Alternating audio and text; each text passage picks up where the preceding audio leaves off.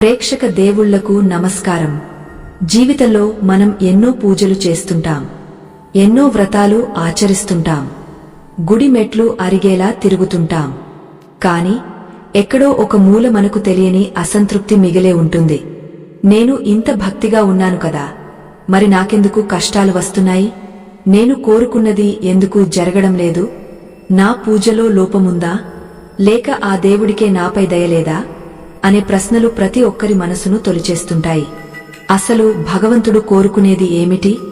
లక్షల రూపాయలు ఖర్చు పెట్టి చేసే యాగాలా, లేక కన్నీళ్లతో కూడిన ఒక చిన్న నమస్కారమా? ఈరోజు మనం చెప్పుకోబోయే ఈ కథ మీ ఆలోచన విధానాన్ని పూర్తిగా మార్చేస్తుంది. సాక్షాత్తు ఆ శ్రీకృష్ణ పరమాత్ముడు అర్జునుడికి చెప్పని, ఉద్ధవుడికి వివరించని ఒక అద్భుతమైన సత్యాన్ని ఈ కథ ద్వారా మనకు తెలియజేస్తున్నాడు. పూర్వం ద్వాపర యుగ కాలం నాటి మాట ఇది. యమునా నదీ తీరంలో పచ్చని పంట పొలాలతో, గోవుల మందలతో కళకళలాడే కృష్ణపురం అనే ఒక అందమైన గ్రామముండేది. ఆ ఊరి పేరులోనే కృష్ణుడు ఉన్నాడు. కాని ఆ ఊరి మనుషుల మనసుల్లో కృష్ణుడు ఎంతవరకు ఉన్నాడు అనేది అసలు ప్రశ్న. ఆ గ్రామంలో భూపతిరాయుడు అనే ఒక సంపన్న జమీందారు ఉండేవాడు. పేరుకు తగ్గట్టే అతనికి భూములు, భవనాలు, ధాన్యాగారాలు లెక్కలేనని ఉండేవి. అతని ఇంటి ముఖద్వారం చూస్తేనే తెలిసిపోయేది లోపల ఎంతటి ఐశ్వర్యం దాగ ఉందో. అయితే భూపతిరాయుడికి దైవభక్తి చాలా ఎక్కువ. ఎంత ఎక్కువ అంటే రోజులో సగం సమయం పూజలకే కేటాయించేవాడు. భూపతిరాయుడి ఇంటి ఆవరణలో ఆ ఊరి గుడి కంటే అందమైన, ఖరీదైన సొంత మందిరాన్ని నిర్మించుకున్నాడు. ఆ మందిరంలో ఉంచిన శ్రీకృష్ణుడి విగ్రహం సామాన్యమైనది కాదు. స్వచ్ఛమైన బంగారంతో చేయించి నవరత్నాలు పొదిగిన కిరీటాన్ని ఆ స్వామికి అలంకరించాడు. రోజూ ఆ విగ్రహానికి పాలాభిషేకం చేయడానికి ప్రత్యేకంగా 10 ఆవులను పోషించేవాడు. ఆ స్వామికి అలంకరించే పూల కోసం ప్రత్యేకంగా ఒక నందనవనాన్ని పెంచాడు. పూజ చేయడానికి కాశీ నుండి వేద పండితులను రప్పించి వారికి నెలకు సరిపడా సంభావనలు ఇచ్చి తన ఇంట్లోనే ఉంచుకున్నాడు. బయట నుంచి చూసేవారికి భూపతిరాయుడి భక్తిని చూస్తే అసూయ కలిగేది. ఆహా, కృష్ణుడిని ఎంత బాగా చూసుకుంటున్నాడు! బహుశా ఆ శ్రీకృష్ణుడు రాత్రిపూట ఈయన ఇంట్లోనే పడుకుంటాడేమో అని గ్రామస్తులు అనుకునేవారు. భూపతిరాయుడి దినచర్య చాలా కఠినంగా ఉండేది. తెల్లవారుజామున బ్రహ్మ ముహూర్తంలోనే నిద్రలేచేవాడు. స్నానం ఆచరించడానికి నదికి వెళ్లేవాడు కాదు. ఎందుకంటే నది నీటిలో ఇతరులు స్నానం చేసి ఉంటారని, అది మైలపడుతుందని అతని నమ్మకం. అందుకే తన తోటలోని బావి నీటినే వాడేవాడు. స్నానం ముగించుకుని పట్టు వస్త్రాలు ధరించి, మెడలో రుద్రాక్షలు, తులసి మాలలు వేసుకుని, నుదుట నిలువు నామాలు దిద్దుకుని, చేతిలో జపమాల పట్టుకుని పూజగదిలోకి అడుగుపెట్టేవాడు. అతను పూజగదిలోకి వెళ్లేటప్పుడు ఇంట్లో ఎవరూ అటువైపు రాకూడదు. కనీసం అతని నీడ కూడా ఎవరిమీదా పడకూడదు. అంతటి మడిని, ఆచారాన్ని పాటించేవాడు. పూజగదిలో కూర్చున్న వెంటనే గంటల తరబడి మంత్రోచ్చారణ చేసేవాడు. ఆ మంత్రాల్లో ఒక్క అక్షరం తప్పు దొర్లినా మళ్లీ మొదటి నుంచి మొదలు పెట్టేవాడు. నైవేద్యం విషయంలో కూడా అంతే శ్రద్ధ. రకరకాల పిండి వంటలు, పాయసాలు, పంచామృతాలు వెండి గిన్నెలలో నింపి స్వామి ముందు ఉంచేవాడు. ధూపం వేస్తే ఇల్లంతా సువాసనలు వెదజల్లాలి. దీపం పెడితే అది అఖండంగా వెలగాలి. ఇవన్నీ చూసుకునేందుకు సేవకులు కాలికి బలపం కట్టుకుని తిరుగుతుండేవారు. ఏ చిన్న పొరపాటు జరిగినా భూపతిరాయుడి ఆగ్రహానికి గురికాక తప్పదు. మీ అజాగ్రత్త వల్ల నా పూజకు భంగం కలిగింది. సాక్షాత్తు ఆ దేవుడికే అపచారం చేశారు అని గట్టిగా అరుస్తూ సేవకులను శిక్షించేవాడు. ఇంత చేస్తున్నా భూపతిరాయుడి మనసులో ఏదో తెలియని వెలితి. నేను ఇంత చేస్తున్నాను కదా, కృష్ణుడు నాకు ఎందుకు ప్రత్యక్షం కావడం లేదు? పురాణాల్లో ధ్రువుడికి, ప్రహ్లాదుడికి కనిపించినట్టు నాకెందుకు కనిపించడు? నా బంగారు విగ్రహంలో ఉన్న లోపమా, లేక నా నైవేద్యంలో ఉన్న రుచి లోపమా అని మథనపడేవాడు. తన భక్తిని ఇంకా పెంచుకోవాలని, ఇంకా ఆడంబరంగా పూజలు చేయాలని నిర్ణయించుకునేవాడు. ఊరి జనాలందరూ తన భక్తిని మెచ్చుకోవాలని, తనను ఒక పరమ భక్తుడిగా కీర్తించాలని కోరుకునేవాడు. ఎవరైనా తనకంటే గొప్పగా పూజ చేస్తున్నారని తెలిస్తే వారిపై అసూయపడేవాడు. వాడి దగ్గర ఏముందని, నా దగ్గర ఉన్నంత సంపద ఉందా, నాకున్నంత ఆచారముందా అని ఈర్ష్యపడేవాడు. అదే ఊరిలో ఊరి చివర ఒక చిన్న గుడిసెలో రంగడు అనే ఒక పేదవాడు నివసించేవాడు. రంగడికి తల్లిదండ్రులు లేరు. ఉన్నదల్లా ఒక ముసలి ఆవు, ఒక చిన్న తులసి మొక్క. రంగడు ఆ ఊరిలోని ధనవంతుల ఇళ్లలో పాచిపని, తోటపని చేస్తూ పొట్టపోసుకునేవాడు. అతనికి చదువు రాదు, మంత్రాలు అసలే రావు, కనీసం కృష్ణుడి అష్టోత్తరం కూడా చదవడం రాదు. కాని రంగడికి కృష్ణుడు అంటే ప్రాణం. చిన్నప్పుడు ఎవరో చెప్పిన కథల్లో కృష్ణుడి లీలలు విన్నప్పటి నుండి ఆ నీలమేఘశ్యాముడిని తన సొంత స్నేహితుడిగా భావించేవాడు. రంగడి గుడిసెలో బంగారు విగ్రహం లేదు, కనీసం రాతి విగ్రహం కూడా లేదు. గోడమీద బొగ్గుతో గీసిన ఒక కృష్ణుడి బొమ్మ, దాని ముందు ఒక చిన్న మట్టి ప్రమిద. అదే అతని దేవాలయం. ఉదయం నిద్ర లేవగానే, ఏరా కన్నా, లేచావా? నేను పనికి పోతున్నాను. ఈ ముసలి ఆవును నువ్వే చూసుకోవాలి మరి. దానికి గడ్డి వేయడం మర్చిపోకు అని ఆ బొమ్మతో మాట్లాడేవాడు. అతనికి కృష్ణుడు దేవుడు కాదు, ఇంట్లో మనిషి. పనికి వెళ్లేటప్పుడు దారిలో ఏదైనా అందమైన పువ్వు కనిపిస్తే వెంటనే దాన్ని కోసి తన తలపాగాలో దాచుకునేవాడు. సాయంత్రం ఇంటికి రాగానే ఆ వాడిపోయిన పువ్వును ఆ బొమ్మకు పెట్టి, నీకోసమే తెచ్చాను కన్నా, బాగుందా అని అడిగేవాడు. రంగడికి ఆచారాలు తెలియవు, మడి మైల అసలే తెలియవు. పనిచేసి అలిసిపోయి చెమటతో తడిసిన బట్టలతోనే గుడిసెలోకి వెళ్లి ఆ బొమ్మ ముందు కూలబడి తన కష్టసుఖాలు చెప్పుకునేవాడు. ఈరోజు ఆ జమీందారుగారు నన్ను అకారణంగా తిట్టారు కృష్ణయ్య. నా తప్పేమీ లేదు, అయినా సరే పడ్డాను. నువ్వు చూస్తున్నావు కదా, నీకు కోపం రాలేదా అని అమాయకంగా ప్రశ్నించేవాడు. ఒక్కోసారి ఆకలితో అలమటిస్తూ తన దగ్గర ఉన్న సద్ది అన్నాన్ని ఆ బొమ్మకు తినిపించడానికి ప్రయత్నిస్తూ, నువ్వు తింటేనే నాకు కడుపు నిండుతుందిరా, లేకపోతే నాకు ముద్ద దిగదు అని కన్నీళ్లు పెట్టుకునేవాడు. ఒకరోజు ఉదయం భూపతిరాయుడు తన నిత్య పూజలో నిమగ్నమై ఉన్నాడు. ఆ రోజు ఏకాదశి కావడంతో పూజ మరింత ఘనంగా జరుగుతోంది. పండితులు వేద మంత్రాలు పఠిస్తున్నారు. హోమగుండంలో నెయ్యి ధారాపాతంగా పోస్తున్నారు. ఆ సమయంలో తోటలో పనిచేస్తున్న రంగడు అనుకోకుండా అటువైపు వచ్చాడు. గుమ్మం బయట నిలబడి లోపల జరుగుతున్న వైభవాన్ని కళ్ళు విప్పార్చుకుని చూస్తున్నాడు. ఆ బంగారు విగ్రహం, ఆ పూల అలంకరణ, ఆ దీపాల కాంతి చూసి మైమరచిపోయాడు. ఓరి కృష్ణయ్య, నీకు ఎంత వైభవం దక్కిందిరా! నిజంగా ఆ జమీందారుగారు అదృష్టవంతులు. నిన్ను మహారాజులా చూసుకుంటున్నారు. నా దగ్గర ఏముంది, ఎండుగడ్డి, వాడిన పూలు తప్ప అని మనసులోనే బాధపడ్డాడు. రంగడు అలా గుమ్మం వైపు చూస్తూ పరధ్యానంగా నిలబడి ఉండటం భూపతి రాయుడి కంటపడింది. పూజ మధ్యలో ఉన్న భూపతికి ఎక్కడలేని కోపం వచ్చింది. మంత్రోచ్చారణ ఆపి గట్టిగా గద్దించాడు. ఏరా, అక్కడ ఏం పని? మైల బట్టలతో స్నానం కూడా చేయకుండా నా పూజగది వైపు చూస్తావా? నీ నీడపడి నా దేవుడు మైల పడిపోయాడు. ఎంత అహంకారం నీకు! వెంటనే ఇక్కడి నుంచి వెళ్ళిపో అని అరిచాడు. సేవకులను పిలిచి, వీడిని గెంటివేయండి, వీడు నిలబడ్డ చోట పసుపు నీళ్లు చల్లి శుద్ధి చేయండి అని ఆదేశించాడు. రంగడు భయంతో వణికిపోయాడు. క్షమించండి దొరగారు, ఏదో మైమరచి చూశాను. నా కృష్ణయ్యను అంత అందంగా చూసేసరికి కళ్ళు తిప్పుకోలేకపోయాను అని చేతులు జోడించి వేడుకున్నాడు. కాని భూపతి రాయుడికి ఆ మాటలు వినిపించలేదు. నీ కృష్ణయ్య, ఆ పరమాత్ముడు నీలాంటి దరిద్రుడికి అందడు. ఆయన మాలాంటి నిష్ఠాపరుల సొత్తు. నీలాంటి వాళ్లు దూరం నుంచి చూడటమే మహాపాపం అని అవమానించాడు. సేవకులు రంగడిని మెడపట్టి బయటకు గెంటేశారు. కింద పడ్డ రంగడు కన్నీళ్లతో తన గుడిసెకు చేరుకున్నాడు. గోడమీద ఉన్న బొగ్గు బొమ్మను చూసి వెక్కి వెక్కి ఏడ్చాడు. నిజమే కదా కన్నా, ఆయన చెప్పింది నిజమే. నా దగ్గర ఏముంది? నాకు స్నానం చేయడానికి సరిగా నీళ్లు లేవు, కట్టుకోవడానికి మంచి బట్టలు లేవు. ఆ జమీందారుగారు నిన్ను బంగారు పల్లెల్లో పెట్టి చూసుకుంటున్నారు. నేను నిన్ను ఈ దుమ్ము పట్టిన గోడమీద బంధించాను. నన్ను క్షమించు కృష్ణయ్య, నేను నీకు అనర్హుడిని అని కుమిలిపోయాడు. ఆ రాత్రంతా రంగడు నిద్రపోలేదు. కన్నీళ్లతో ఆ బొమ్మ పాదాలను తడుపుతూనే ఉన్నాడు. ఇక్కడ భూపతి రాయుడు మాత్రం రంగడిని వెళ్లగొట్టిన తర్వాత మళ్లీ స్నానం చేసి పూజగదిని శుద్ధి చేయించి పునఃపూజ ప్రారంభించాడు. కాని ఎందుకో అతని మనసు కుదుటపడలేదు. మంత్రాలు చదువుతున్నా మనసులో ఏదో చికాకు. ఆ దరిద్రుడు నా పూజను నాశనం చేశాడు. వాడివల్లే నాకు ఏకాగ్రత కుదరడం లేదు అని పదే పదే అనుకోసాగాడు.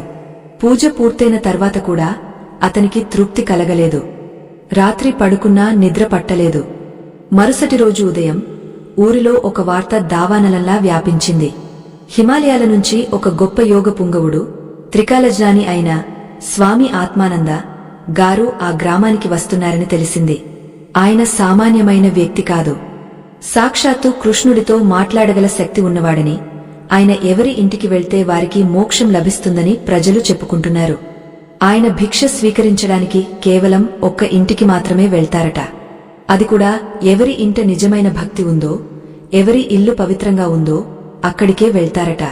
ఈ వార్త వినగానే భూపతి రాయుడి కళ్ళు మెరిశాయి. ఇదే మంచి సమయం.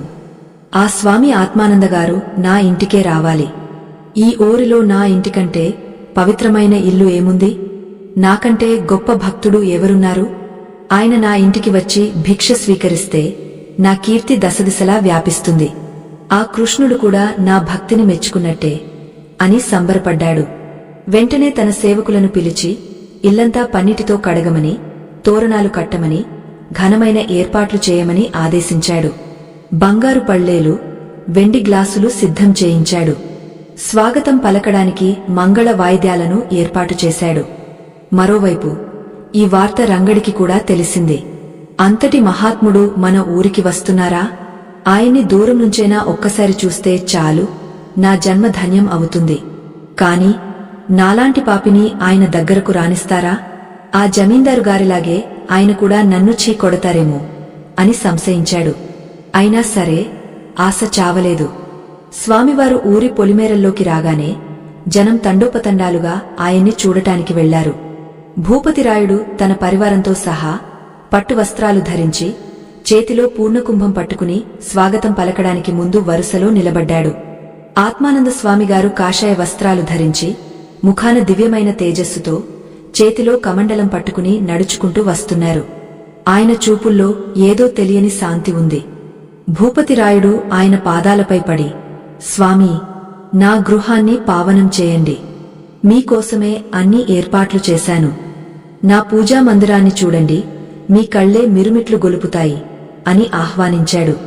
కాని స్వామివారు చిరునవ్వు నవ్వి ఏమీ మాట్లాడకుండా ముందుకు కదిలారు. భూపతి రాయుడికి అర్థం కాలేదు. బహుశా ఆయన ఇంకా గొప్పగా ఆహ్వానించాలని కోరుకుంటున్నారేమో అనుకుని ఆయన వెనకే నడిచాడు. స్వామివారు ఊరి వీధుల గుండా నడుస్తున్నారు. అందరూ మా ఇంటికి రండి, మా ఇంటికి రండి అని పిలుస్తున్నారు. కాని ఆయన ఎవరి వంకా చూడటం లేదు. ఆయన చూపులు దేనికోసమో వెతుకుతున్నాయి. ఆయన నడక వేగం పెరిగింది. అందరూ ఆశ్చర్యంగా ఆయన్నే అనుసరిస్తున్నారు. చివరికి ఆయన ఊరి చివరకు చేరుకున్నారు. అక్కడ ఉన్నది మురికివాడలు, పేదవాళ్ల గుడిసెలు. భూపతి రాయుడు కంగారు పడ్డాడు. స్వామీ, అటువైపు వెళ్ళకండి. అక్కడంతా అపరిశుభ్రం, నీచులుండే స్థలమది. వెనక్కి రండి, నా భవంతి ఇటువైపు ఉంది అని అడ్డుపడ్డాడు. కాని స్వామివారు ఆగలేదు. నేరుగా వెళ్లి ఒక చిన్న పూరి గుడిసె ముందు ఆగారు. అది మరెవరిదో కాదు, మన రంగడి గుడిసే. అక్కడికి వెళ్లగానే స్వామివారి ముఖంలో ఒక వెలుగు వచ్చింది. కృష్ణ, ఎంతటి సుగంధమిక్కడ! ఈ పరిమళం వైకుంఠంలో కూడా దొరకదేమో అని చేతులు జోడించారు. అందరూ షాక్ అయ్యారు. అక్కడ ఉన్నది మురుగు కాలువలు, పేడవాసన. కాని స్వామివారికి సుగంధం ఎలా వస్తోంది? గుడిసె లోపల రంగడు తన బొగ్గు బొమ్మ ముందు కూర్చుని, కన్నా, ఆ మహాత్ముడు వచ్చారట. అందరూ వెళ్లారు. నేను వెళ్తే నన్ను కొడతారు. అందుకే ఇక్కడే ఉండిపోయాను. నువ్వే ఏదో ఒక రూపంలో నాకు దర్శనమివ్వు అని ఏడుస్తూ ప్రార్థిస్తున్నాడు. బయట స్వామివారు పిలిచారు. నాయనా, ఆకలిగా ఉంది, కాస్త అన్నం పెడతావా? ఆ పిలుపు వినగానే రంగడి గుండె ఆగిపోయినంత పనైంది. పరుగు పరుగున బయటకు వచ్చాడు. ఎదురుగా తేజోమూర్తి అయిన స్వామివారు, వెనుక వేల మంది జనం, పక్కనే కోపంతో ఊగపోతున్న భూపతి రాయుడు. రంగడు గడగడ వణికిపోతూ స్వామివారి పాదాలపై పడ్డాడు. స్వామీ, నా గుడిసెక నాకా? నేను అంటరాని వాడిని స్వామీ. నా దగ్గర మీకు పెట్టడానికి ఏమీ లేదు అని భోరున విలపించాడు. స్వామివారు రంగడిని లేవదీసి ఆప్యాయంగా కౌగలించుకున్నారు. ఆ దృశ్యం చూసి భూపతిరాయుడికి మతిపోయినంత పనైంది. థీ, ఒక పాచిపని చేసేవాడిని, స్నానం కూడా లేనివాడిని కౌగలించుకుంటారా? వీడు దొంగ సన్యాసిలా ఉన్నాడు అని మనసులో అనుకున్నాడు. స్వామివారు రంగడితో, నాయనా, లోపల మీ కృష్ణయ్యకు ఏదో పెట్టావట కదా, అదే నాకు పెట్టు, నాకు చాలా ఆకలిగా ఉంది అని అడిగారు. రంగడికి ఏం చేయాలో పాలుపోలేదు. స్వామీ, అది నిన్నటి సద్ది అన్నం, నీళ్లలో నానబెట్టి ఉంచాను, అది మీరు తినకూడదు అన్నాడు. కాని స్వామివారు వినలేదు. బలవంతంగా గుడిసెలోకి వెళ్లారు. అక్కడ గోడమీద ఉన్న బొగ్గు బొమ్మను చూసి నమస్కరించారు. పక్కన ఉన్న మట్టి కుండలోని సద్ది అన్నాన్ని తీసి అమృతంలా ఆరగించడం మొదలుపెట్టారు. అద్భుతం! ఇంత రుచి నేను నా జీవితంలో ఎప్పుడూ చూడలేదు అని మెచ్చుకోసాగారు. బయట ఉన్న జనానికి, ముఖ్యంగా భూపతిరాయుడికి ఇది మింగుడు పడలేదు. ఇది అన్యాయం, శాస్త్ర విరుద్ధం, ధర్మం తలకిందులైంది అని భూపతిరాయుడు గట్టిగా అరిచాడు. స్వామీ, మీరు మా ఊరిని అవమానించారు. నా బంగారు పళ్ళెంలో షడ్రసోపేతమైన భోజనాన్ని కాదని ఈ పేదవాడి ఎంగలి అన్నాన్ని తింటారా? అసలు దేవుడు ఆడంబరాన్ని కోరుకోడా? వైభవాన్ని ఇష్టపడడా? మీరు చేస్తున్నది తప్పు అని నిలదీశాడు. అప్పుడు స్వామి ఆత్మానందగారు మెల్లగా బయటకు వచ్చారు. తన చేతిని కడుక్కుంటూ ప్రశాంతంగా భూపతిరాయుడి వైపు చూశారు. ఆ చూపులో ఒక తీక్షణత ఉంది. ఓ జమీందారు, నీకు ఒక సందేహం వచ్చింది కదా, ఆడంబరం గొప్పదా, ఆత్మీయత గొప్పదా అని. నీ సందేహాన్ని తీర్చడానికి, నీ గర్వాన్ని పరీక్షించడానికి సాక్షాత్తు ఆ కృష్ణుడే ఒక పరీక్ష పెట్టబోతున్నాడు అని చెప్పారు. పరీక్ష నాకా అని భూపతిరాయుడు ఆశ్చర్యపోయాడు. అవును, రేపు పౌర్ణమి. రేపు రాత్రి చంద్రుడు నడి నెత్తికి వచ్చే సమయానికి ఎవరి భక్తి నిజమైనదో ఈ ఊరి ప్రజలందరికీ, ముఖ్యంగా నీకు అర్థమయ్యేలా ఒక అద్భుతం జరగబోతోంది.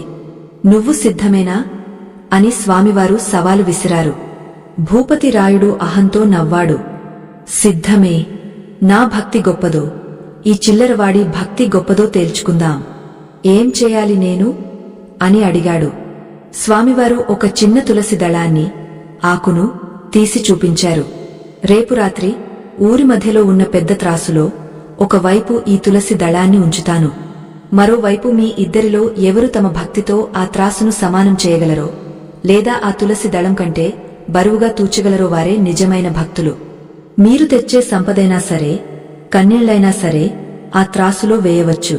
కాని గుర్తుంచుకో, ఆ త్రాసును కదిలించడం సామాన్య మానవుల వల్ల కాదు అని చెప్పారు. నిజమైన భక్తిని తూచగల ఆ త్రాసు గురించి విన్న జనం ఆశ్చర్యపోయారు. భూపతిరాయుడు మాత్రం గట్టిగా నవ్వాడు.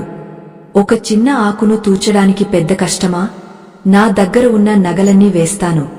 ఆకు కాదు కదా, ఆ త్రాసు విరిగపోయేలా చేస్తాను అని సవాలు చేశాడు. కాని రంగడు మాత్రం భయంతో వణికిపోతున్నాడు. నా దగ్గర ఏముంది స్వామీ, నా కన్నీళ్లు తప్ప అనుకున్నాడు. కాని ఆ త్రాసు వెనుక ఉన్న రహస్యం ఎవరికీ తెలియదు. అది మామూలు త్రాసు కాదు. మరి ఆ త్రాసులో భూపతిరాయుడి బంగారం గెలుస్తుందా, లేక రంగడి కన్నీరు గెలుస్తుందా? అసలు ఆ పరీక్షలో ఏం జరగబోతోంది?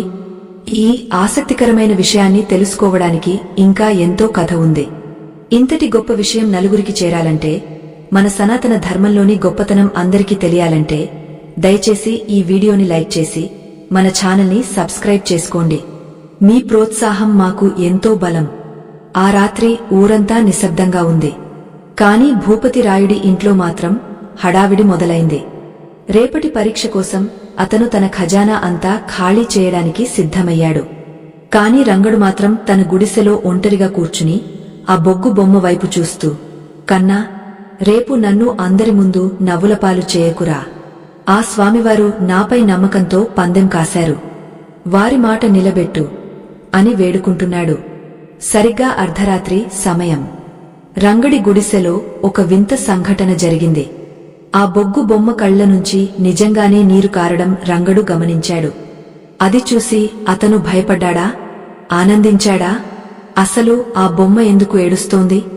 ఆ దృశ్యాన్ని చూసి రంగడికి గొంతులో మాట రాలేదు. బొగ్గుతో గీసిన బొమ్మే కదా, ప్రాణం లేని గోడ కదా, మరి ఆ కళ్లలోంచి నీళ్లు ఎలా వస్తున్నాయి? తన కళ్లను తానే నమ్మలేకపోయాడు. చేత్తో ఆ నీటిని తాకి చూశాడు. అవి చల్లగా లేవు, వేడిగా ఉన్నాయి. ఏదో తీవ్రమైన బాధను, ఆవేదనను వ్యక్తపరుస్తున్నట్టుగా ఆ కన్నీటి చుక్కలు రంగడి చేతిని తడిపాయి. రంగడి గుండె తరుక్కుపోయింది. అయ్యో కన్నా, ఏమైందరా నీకు? ఎందుకు ఏడుస్తున్నావు?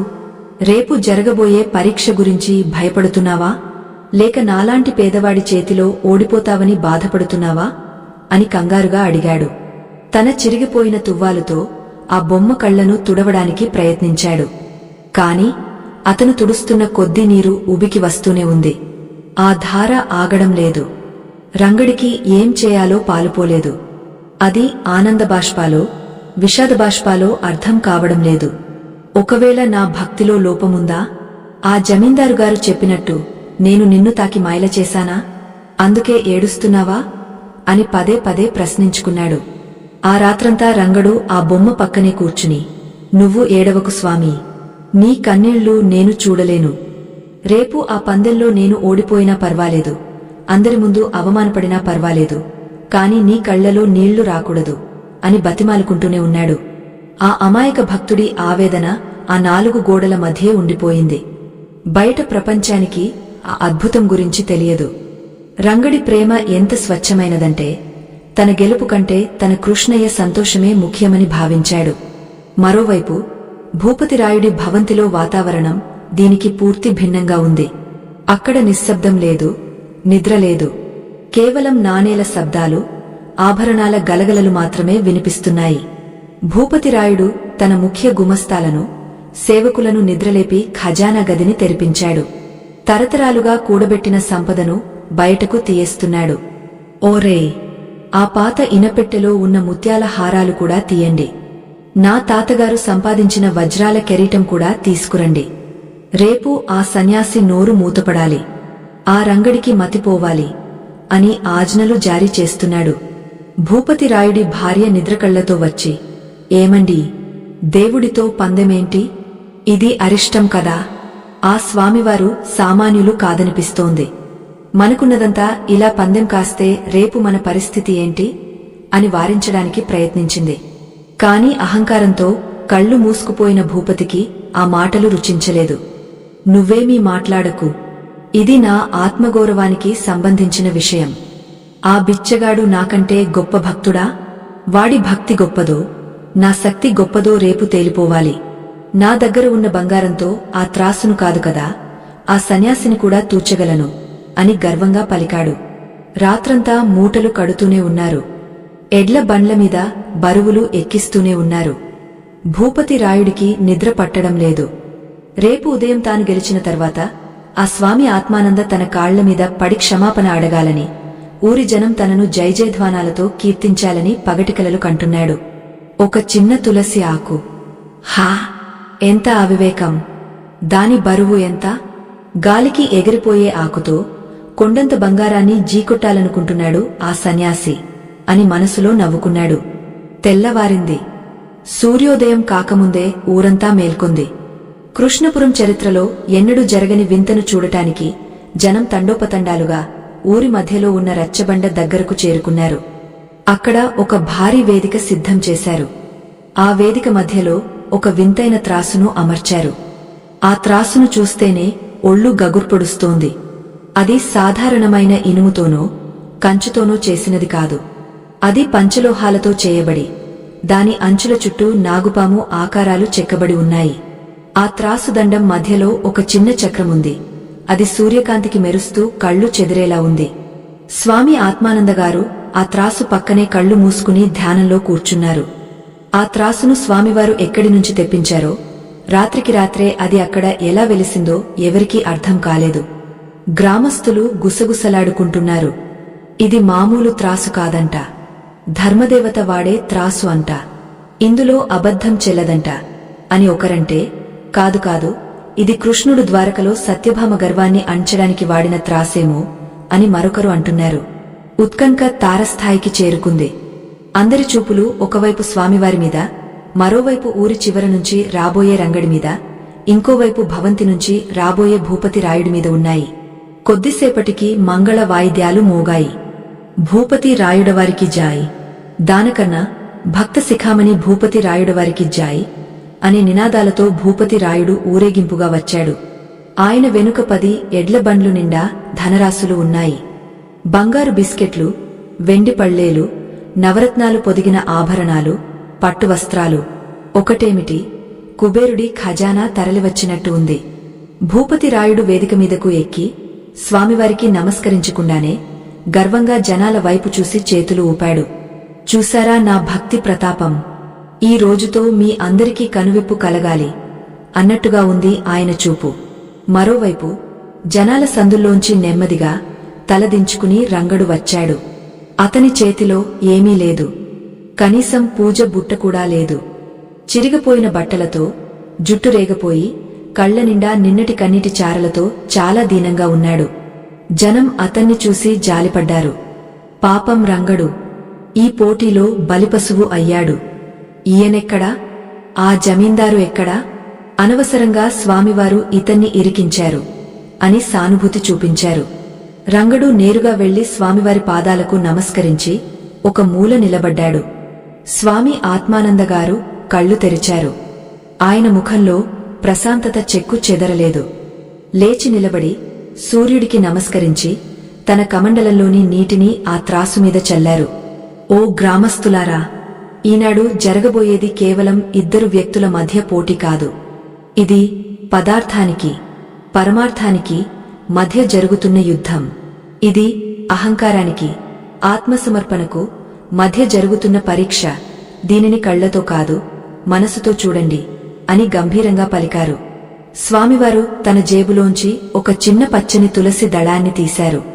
అది చాలా తాజాగా, అప్పుడే కోసినట్టుగా ఉంది.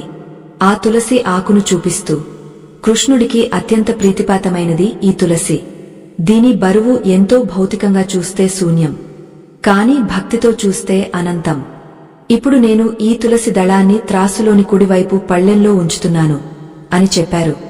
స్వామివారు కృష్ణార్పణం అంటూ ఆ తులసి ఆకును త్రాసులో వేయగానే ఒక విచిత్రం జరిగింది. ఆ చిన్న ఆకు పళ్ళెంలో పడగానే ఏదో పెద్ద బండరాయి పడినట్టుగా ధభీం అనే శబ్దం వచ్చింది. ఆ పళ్ళెం ఒక్కసారిగా కిందికి దిగి నేలకు ఆనుకుంది. ఖాళీగా ఉన్న ఎడమవైపు పళ్ళెం గాల్లోకి లేచింది. జనం ఆశ్చర్యంతో నోరెళ్లబెట్టారు. ఒక చిన్న ఆకు పడితే అంత శబ్దం వస్తుందా? అది అంత బరువుగా కిందకు దిగుతుందా అని విస్తుపోయారు. ఇప్పుడు స్వామివారు భూపతి రాయుడి వైపు తిరిగారు. జమీందారుగారు, మీ వంతు వచ్చింది. మీ దగ్గర ఉన్న ఐశ్వర్యాన్ని, మీ భక్తిని ఆ ఎడమవైపు పళ్ళెంలో వేసి ఈ తులసి ఆకుతో సమానం చేయండి, లేదా ఆ తులసి ఆకును పైకి లేపండి అని సవాలు చేశారు. భూపతి రాయుడు పకపకా నవ్వాడు. స్వామీ, మీరు గారడీ విద్యలు బాగానే నేర్చుకున్నారు, కాని నా బంగారం ముందు మీ గారడీలు నిలబడవు అంటూ తన మెడలోని బరువైన బంగారు హారాన్ని తీసి నిర్లక్ష్యంగా ఆ ఖాళీ పళ్ళెంలో విసిరాడు. చూడండి, ఇప్పుడే ఆ ఆకు గాల్లోకి ఎగిరిపోతుంది అన్నాడు. కాని ఆ హారం పళ్ళెంలో పడినా త్రాసులో చిన్న కదలిక కూడా రాలేదు. తులసి ఉన్నవైపు పళ్ళెం భూమికి అతుక్కునే ఉంది. బంగారమున్న వైపు పళ్ళెం గాల్లోనే ఉంది. భూపతి రాయుడి మొహంలో నవ్వు మాయమైంది. ఏంటిది, తుప్పు పట్టిన త్రాసా? కదలడం లేదేంటి అని గొణిగాడు. వెంటనే తన చేతికి ఉన్న బంగారు కడియాలు, ఉంగరాలు తీసివేశాడు. అయినా చలనం లేదు. కోపం పెరిగింది. సేవకులను పిలిచి ఆ పెట్టెలన్నీ తీసుకురండి, ఒక్కొక్కటిగా కాదు, మొత్తం గుమ్మరించండి అని అరిచాడు. సేవకులు ఒక్కో పెట్టెను తెచ్చి ఆ పళ్ళెంలో కుమ్మరించడం మొదలుపెట్టారు. బంగారు నాణేల రాశి పెరుగుతోంది. వెండి పాత్రల గుట్టలు పేరుకుపోతున్నాయి. కాని త్రాసు మొండిగా అలాగే ఉంది. తులసి ఆకు ఉన్నవైపు 1 మిల్లీమీటరు కూడా పైకి లేవడం లేదు. జనం ఊపిరి బిగబట్టి చూస్తున్నారు. భూపతి రాయుడికి చెమటలు పట్టడం మొదలయ్యాయి. ఇదేదో మాయా, బ్లాక్ మ్యాజిక్ ఆ సన్యాసి ఏదో మంత్రం వేశాడు అని మనసులో భయపడసాగాడు. 10 బండ్ల సరుకు ఖాళీ అయిపోయింది. త్రాసులో బంగారు కొండ తయారైంది. ఆ బరువుకి మామూలు త్రాసు అయితే విరిగిపోయేది. కాని ఈ త్రాసు చెక్కు చెదరలేదు. భూపతి రాయుడికి అవమానంగా అనిపించింది. అందరూ తననే చూస్తున్నారు. తన పరువు పోతోందనిపించింది. పిచ్చివాడిలా తన ఒంటిమీద ఉన్న పట్టు బట్టలు కూడా తీసి అందులో వేశాడు. ఇంకా ఏమున్నాయి? తీసుకురండి. నా భూముల పత్రాలు, నా భవంతి పత్రాలు అన్ని తెచ్చి ఇందులో పడేయండి అని అరిచాడు. ప్రేక్షకులారా, ఈ అద్భుతమైన సన్నివేశం చూస్తుంటే మీకు ఏమనిపిస్తోంది? భగవంతుడి ముందు మన ఆస్తిపాస్తులు ఎంత అల్పమో అర్థమవుతోంది కదా. ఈ సత్యం మరింత మందికి చేరాలంటే దయచేసి ఇప్పుడే ఈ వీడియోని లైక్ చేయండి. మీ ఒక్క లైక్ ధర్మాన్ని 10 మందికి పంచే శక్తినిస్తుంది. ఆస్తి పత్రాలు కూడా పడ్డాయి. అయినా ఫలితం లేదు. భూపతి రాయుడు ఆయాసపడుతూ కింద కూలబడ్డాడు. అతని గర్వం ముక్కలైపోయింది. ఇది అసాధ్యం. ప్రపంచంలో ఇంత బరువైన ఆకు ఎక్కడా ఉండదు అని ఏడ్చేశాడు. అప్పుడు స్వామివారు చిరునవ్వుతో, నాయనా భూపతి, నువ్వు ఇంకా పదార్థాన్ని మాత్రమే బరువు అనుకుంటున్నావు. నీ దగ్గర ఇంకేమైనా ఉంటే వేసి చూడు. బహుశా నీ పూజా మందిరంలో ఉన్న ఆ దేవుడే నిన్ను కాపాడతాడేమో అని సూటిగా ప్రశ్నించారు. ఆ మాట వినగానే భూపతికి ఒక ఆలోచన వచ్చింది. అవును, నా పూజా మందిరంలో ఉన్న బంగారు కృష్ణ విగ్రహం అది సామాన్యమైనది కాదు. ఎన్నో ఏళ్లుగా నేను దానికి పూజలు చేశాను. నా మంత్రాల శక్తి అంతా అందులో ఉంది. ఆ విగ్రహాన్ని తెచ్చిపెడితే ఖచ్చితంగా కృష్ణుడు నా పక్షాన నిలబడతాడు. దేవుడి విగ్రహం కంటే ఒక ఆకు ఎక్కువ బరువు ఎలా ఉంటుంది అని భావించాడు. వెంటనే సేవకులను పంపి అత్యంత భక్తి శ్రద్ధలతో పల్లకిలో ఆ భారీ బంగారు కృష్ణ విగ్రహాన్ని తెప్పించాడు. ఆ విగ్రహం చూడటానికి ఎంతో అందంగా, భారీగా ఉంది. దాన్ని మోయడానికే 4 మనుషులు కావాల్సి వచ్చింది. భూపతి రాయుడు ఆ విగ్రహానికి దండం పెట్టుకుని, కృష్ణ, నా పరువు నిలబెట్టు. ఈ సన్యాసి ముందు నన్ను ఓడిపోనివ్వకు అని ప్రార్థించి ఆ విగ్రహాన్ని త్రాసులో పెట్టాడు. ఇప్పుడు ఏం జరుగుతుందో అని అందరూ కళ్ళు పెద్దవి చేసి చూస్తున్నారు. సాక్షాత్తు కృష్ణుడి విగ్రహమే త్రాసులో పడింది. ఇక ఆ తులసి ఆకు ఓడిపోక తప్పదు అనుకున్నారు అందరూ. ఆ విగ్రహం పళ్ళెంలో పడగానే ఒక పెద్ద కుదుపు వచ్చింది. త్రాసు కదిలింది. భూపతి రాయుడి మొహంలో ఆనందం వెల్లివిరిసింది. కదిలింది, కదిలింది అని అరిచాడు. కాని మరుక్షణమే అక్కడ జరిగిన వింత చూసి భూపతి రాయుడి గుండె ఆగపోయినంత పనైంది. త్రాసు కదిలింది నిజమే, కాని అది కిందికి కాదు, పైకి. అంటే ఆ భారీ బంగారు కృష్ణ విగ్రహం ఆ తులసి ఆకు కంటే తేలికగా మారి గాల్లోకి లేచింది. తులసి ఆకు ఉన్న పళ్ళె మాత్రం ఇంకా బరువుగా కిందనే ఉంది. అంటే సాక్షాత్తు కృష్ణుడి విగ్రహం కూడా ఆ తులసి ఆకు ముందు ఓడిపోయింది. జనం ఒక్కసారిగా హరిలో రంగహరి అంటూ గోవింద నామస్మరణ చేశారు.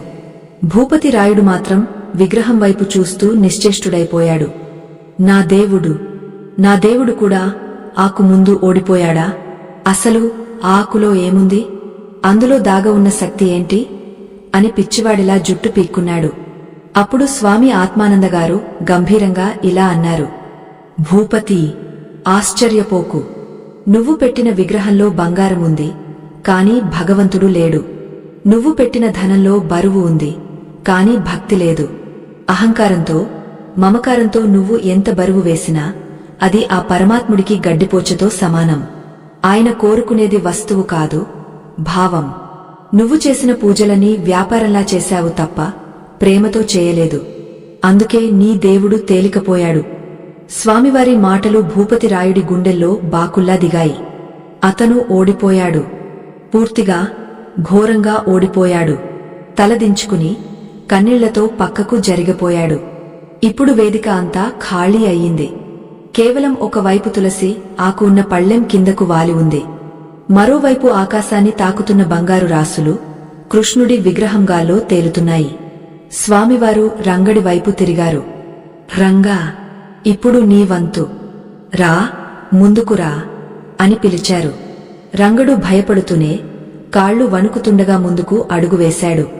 స్వామీ, ఆ బంగారు కొండలే ఆ ఆకును కదల్చలేకపోయాయి.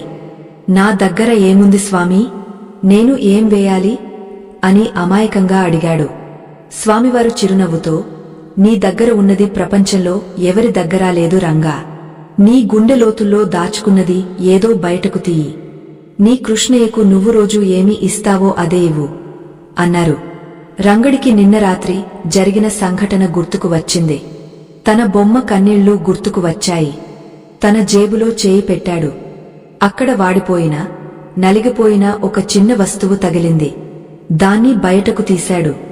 అది చూసి జనం, అదేంటి, ఎండిపోయిన గడ్డి పరకనా, లేక వాడిన పువ్వా అని ఆసక్తిగా చూడసాగారు.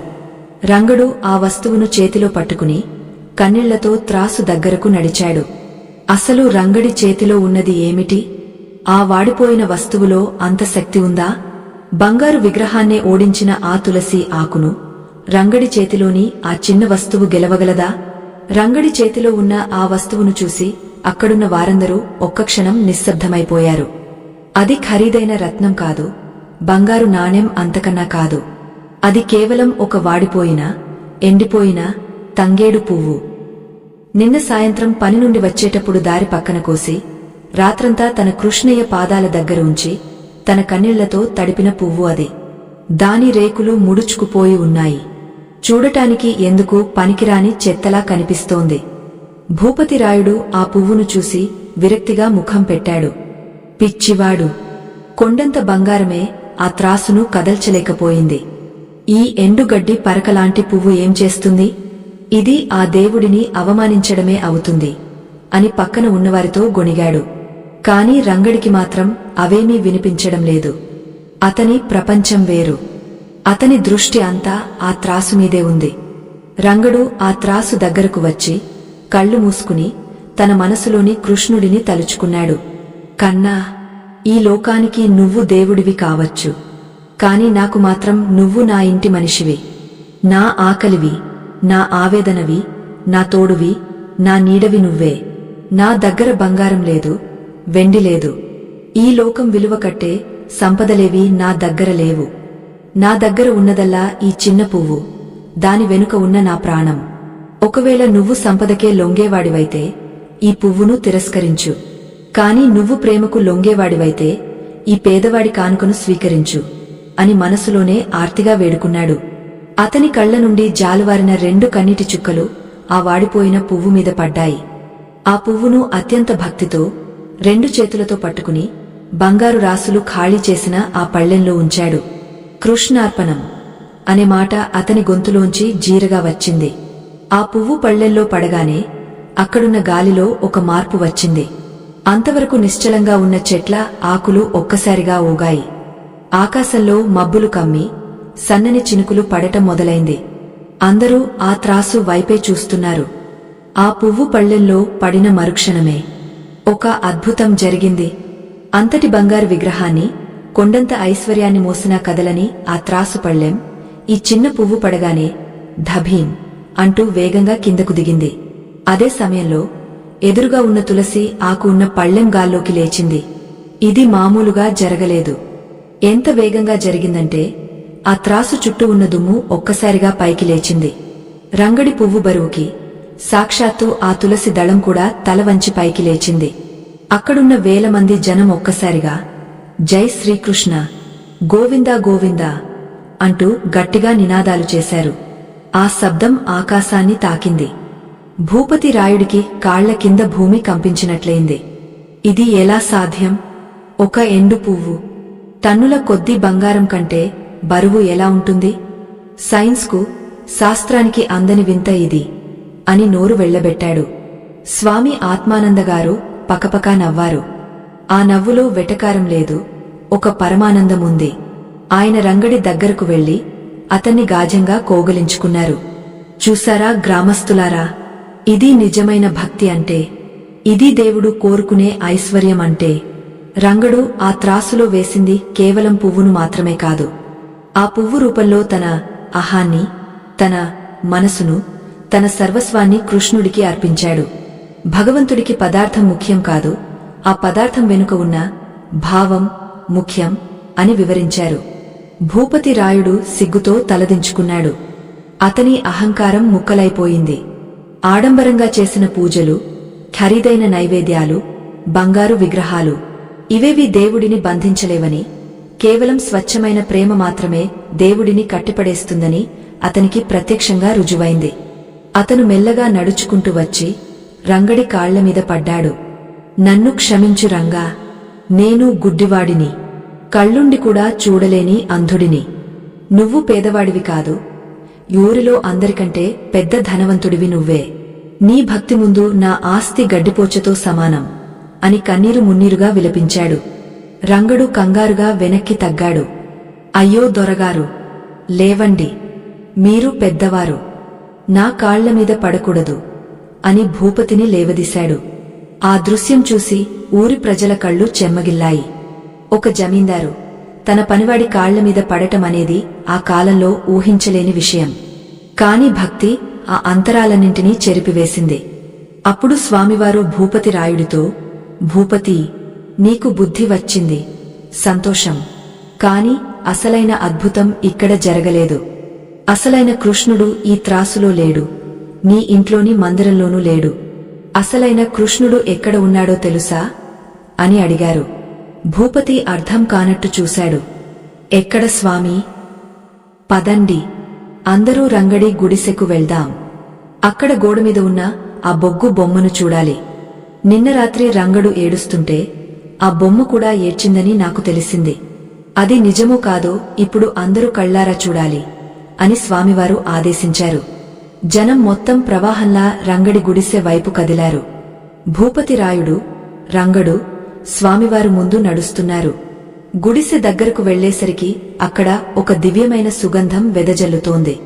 అది మామూలు పూల వాసన కాదు, పారిజాత పూల పరిమళం.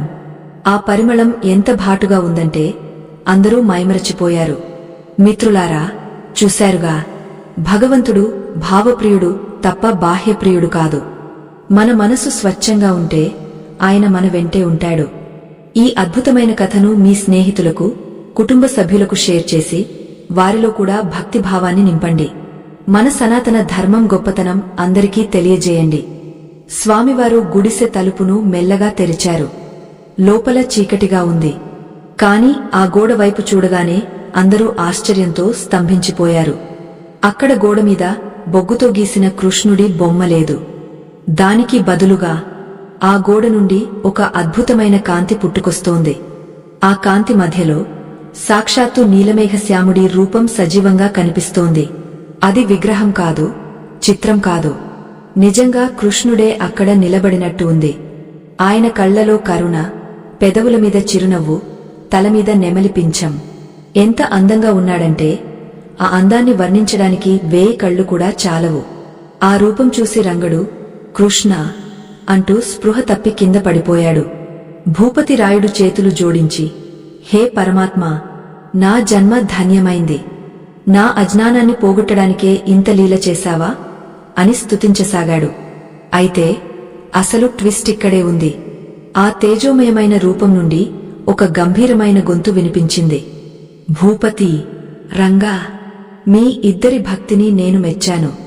కాని మీ ఇద్దరిలో ఇంకా ఒక చిన్న లోపం మిగిలి ఉంది. ఆ లోపాన్ని సరిదిద్దుకుంటేనే మీకు పూర్తి మోక్షం లభిస్తుంది అని ఆ స్వరం పలికింది. అందరూ షాక్ అయ్యారు. రంగడిలో లోపమా? అంతటి నిష్కల్మషమైన భక్తుడిలో కూడా లోపముందా? భూపతి రాయుడికి లోపముండటం సహజం.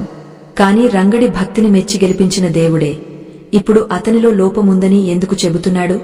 ఆ గొంతు మళ్లీ పలికింది. భూపతి, నువ్వు నన్ను విగ్రహంలో బంధించాలనుకున్నావు, అది నీ అహంకారం.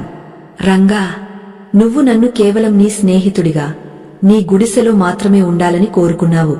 నన్ను నీ సొంతం చేసుకోవాలనుకున్నావు. అది నీ అమాయకత్వంతో కూడిన మమకారం. నేను సర్వాంతర్యామిని. నేను గుడిలో మాత్రమే లేను, గుడిసెలో మాత్రమే లేను. నేను ఎక్కడ ఉన్నానో మీకు నిజంగా తెలియాలంటే మీరు రేపు ఉదయం ఊరి బయట ఉన్న శ్మశానానికి రావాలి. అక్కడ మీకు ఒక వింతైన సాధువు కనిపిస్తాడు. ఆయన చేసే పని చూస్తే మీకు అసలైన జ్ఞానం కలుగుతుంది. అంతే. ఆ మాట చెప్పి ఆ కాంతి మాయమైపోయింది. మళ్లీ ఆ గోడమీద మామూలు బొగ్గు బొమ్మే కనిపించింది. కాని ఆ బొమ్మ ముఖంలో ఇప్పుడు ఒక కొత్త కళ ఉట్టిపడుతోంది. గ్రామస్థులందరూ అయోమయంలో పడ్డారు. శ్మశానమా? అక్కడ సాధువు ఎవరు?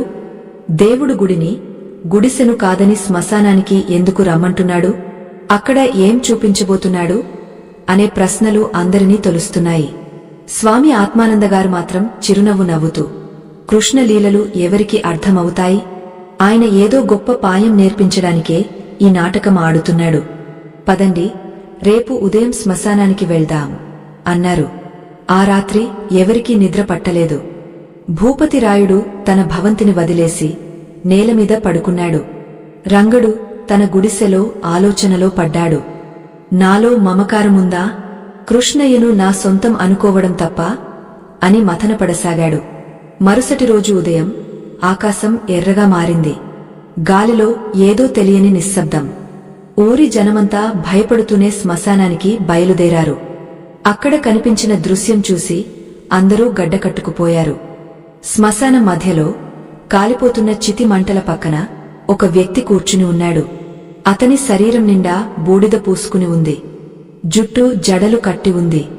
కాని విచిత్రం ఏమిటంటే అతను చేతిలో ఒక పుర్రెను పట్టుకుని దానికి అన్నం తినిపిస్తున్నాడు. అంతేకాదు, ఆ పుర్రెతో పకపక నవ్వుతూ మాట్లాడుతున్నాడు. తిను తిను, ఇదే చివరి ముద్ద, రేపు నువ్వు కూడా బూడిదైపోతావు అంటూ వింతగా ప్రవర్తిస్తున్నాడు. భూపతిరాయుడు అసహించుకుంటూ, ఎవరు ఇతను?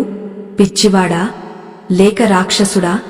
కృష్ణుడు మనల్ని ఇక్కడికి ఎందుకు రమ్మన్నాడు అని స్వామివారిని అడిగాడు. స్వామివారు గట్టిగా, జాగ్రత్తగా చూడండి, ఆయన ఎవరో కాదు అంటూ ఆగపోయారు. అందరూ ఆ సాధువు ముఖాన్ని తీక్షణంగా చూశారు. ఆ సాధువు నెమ్మదిగా తల తిప్పాడు. ఆ ముఖం చూడగానే రంగడు, అరే ఇతను అంటూ ఆశ్చర్యంతో నోరు మూసుకున్నాడు. భూపతిరాయుడు కూడా షాక్ అయ్యాడు. ఎందుకంటే ఆ సాధువు ముఖం ఊరిలో చనిపోయిన ఒక వ్యక్తిని పోలి ఉంది. కాని అతను చనిపోయి చాలా ఏళ్లు అయ్యింది. మరి ఇతను ఎవరు? అసలు కృష్ణుడు ఈ ఆథోరా లాంటి సాధువు ద్వారా వీరికి ఏం చెప్పాలనుకుంటున్నాడు? ఆ పుర్రెకు అన్నం తినిపించడం వెనుక ఉన్న గూజార్థమేమిటి?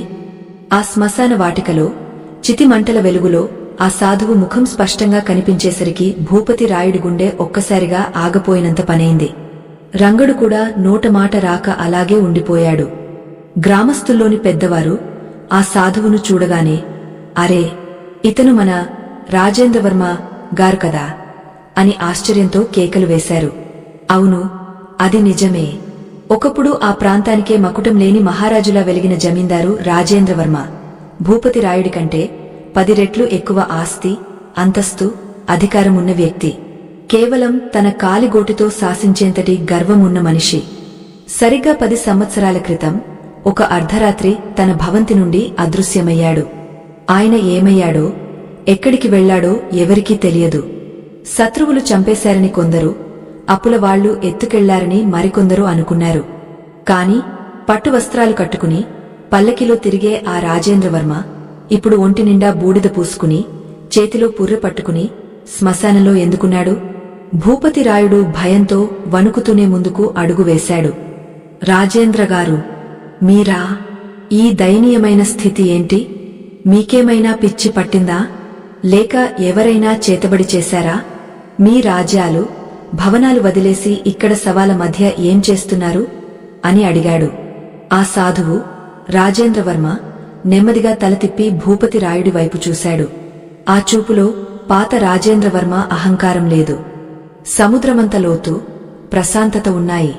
ఆయన పకపకా నవ్వాడు. ఆ నవ్వు శ్మశానం అంతా ప్రతిధ్వనించింది. ఓరి పిచ్చి భూపతి, నేను పిచ్చివాడిని కాదురా. ఇన్నాళ్ళు పిచ్చిలో బతికి ఇప్పుడు కోలుకున్నవాడిని. నా స్థితి దయనీయంగా లేదు. ఇప్పుడు నేను అత్యంత ఆనందంగా ఉన్నాను. ఎందుకో తెలుసా? అక్కడ భవంతిలో ఉన్నప్పుడు నేను అనే భ్రమలో బతికాను.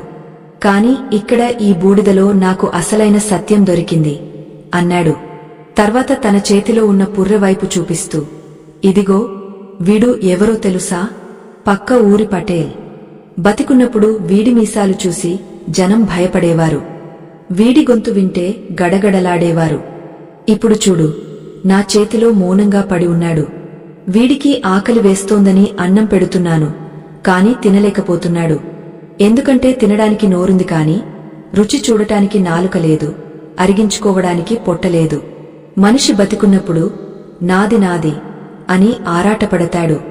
కాని చివరికి మిగిలేది ఈ డొల్ల ఎముకలే అని వీడు నాకు రోజూ పాణ్యం చెబుతున్నాడు అని వివరించాడు.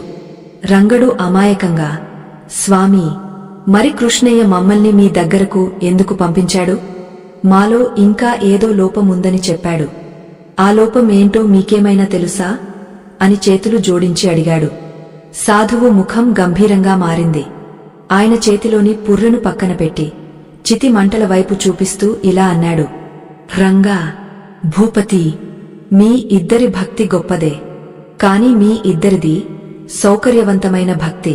అంటే మీకు నచ్చిన రూపంలో, మీకు నచ్చిన పద్ధతిలో, మీకు ఇబ్బంది కలగని రీతిలో దేవుడిని పూజిస్తున్నారు. భూపతి రాయుడి వైపు చూస్తూ, నువ్వు దేవుడిని బంగారంలో చూశావు. ఆయనకు పట్టు బట్టలు కడితేనే దేవుడు అనుకున్నావు. అంటే నీ దృష్టిలో దేవుడు కేవలం అందమైన వస్తువు, ఆయన అలంకార ప్రియుడు మాత్రమే అనుకున్నావు. తర్వాత రంగడి వైపు తిరుగుతూ, నువ్వు దేవుడిని స్నేహితుడిగా చూశావు. నీకు తోడుగా ఉంటాడు, నీ కష్టాలు వింటాడు అని ఆరాధించావు. అంటే నీ దృష్టిలో దేవుడు కేవలం ప్రేమ స్వరూపుడు. ఆయన నీకు సుఖాన్ని, శాంతిని ఇస్తాడు కాబట్టి ఆయనంటే నీకు ఇష్టం.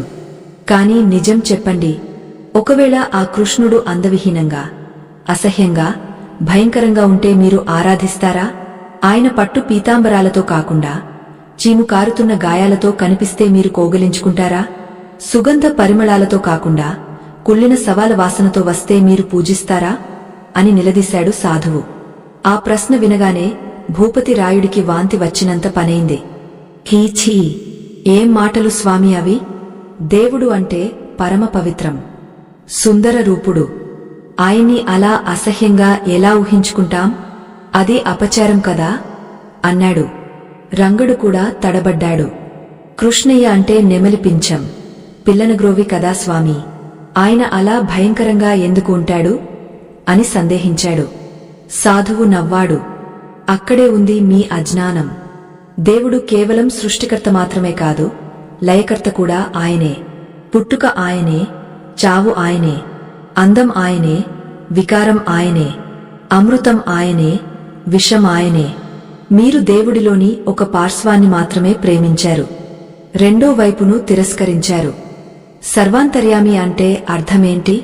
ఆయన మురికి కాలువలోనూ ఉంటాడు, మీ పూజా మందిరంలోనూ ఉంటాడు. కేవలం గుడిలో ఉన్నప్పుడు దండం పెట్టి, మురికిలో ఉన్నప్పుడు ముక్కు మూసుకుంటే అది నిజమైన భక్తి కాదు, అది ద్వంద్వ వైఖరి. ప్రేక్షకులారా, ఈ మాటలు ఎంత లోతైనవో గమనించారా? మనం కూడా చాలాసార్లు మనకు నచ్చినట్టే దేవుడు ఉండాలనుకుంటాం. కష్టం రాగానే దేవుడిని నిందిస్తాం. కాని కష్టంలోనూ దేవుడిని చూడగలగడమే నిజమైన జ్ఞానం. ఈ గొప్ప సత్యాన్ని నలుగురికి పంచడానికి దయచేసి ఈ వీడియోని ఇప్పుడే లైక్ చేయండి, కామెంట్ చేయండి. సాధువు ఆవేశంగా లేచి నిలబడ్డాడు. మీ భక్తిలో ఉన్న ఆ చివరి లోపాన్ని సరిదిద్దడానికే కృష్ణుడు మిమ్మల్ని ఇక్కడికి పంపాడు. ఇప్పుడు మీకు ఒక పరీక్ష పెడుతున్నాను.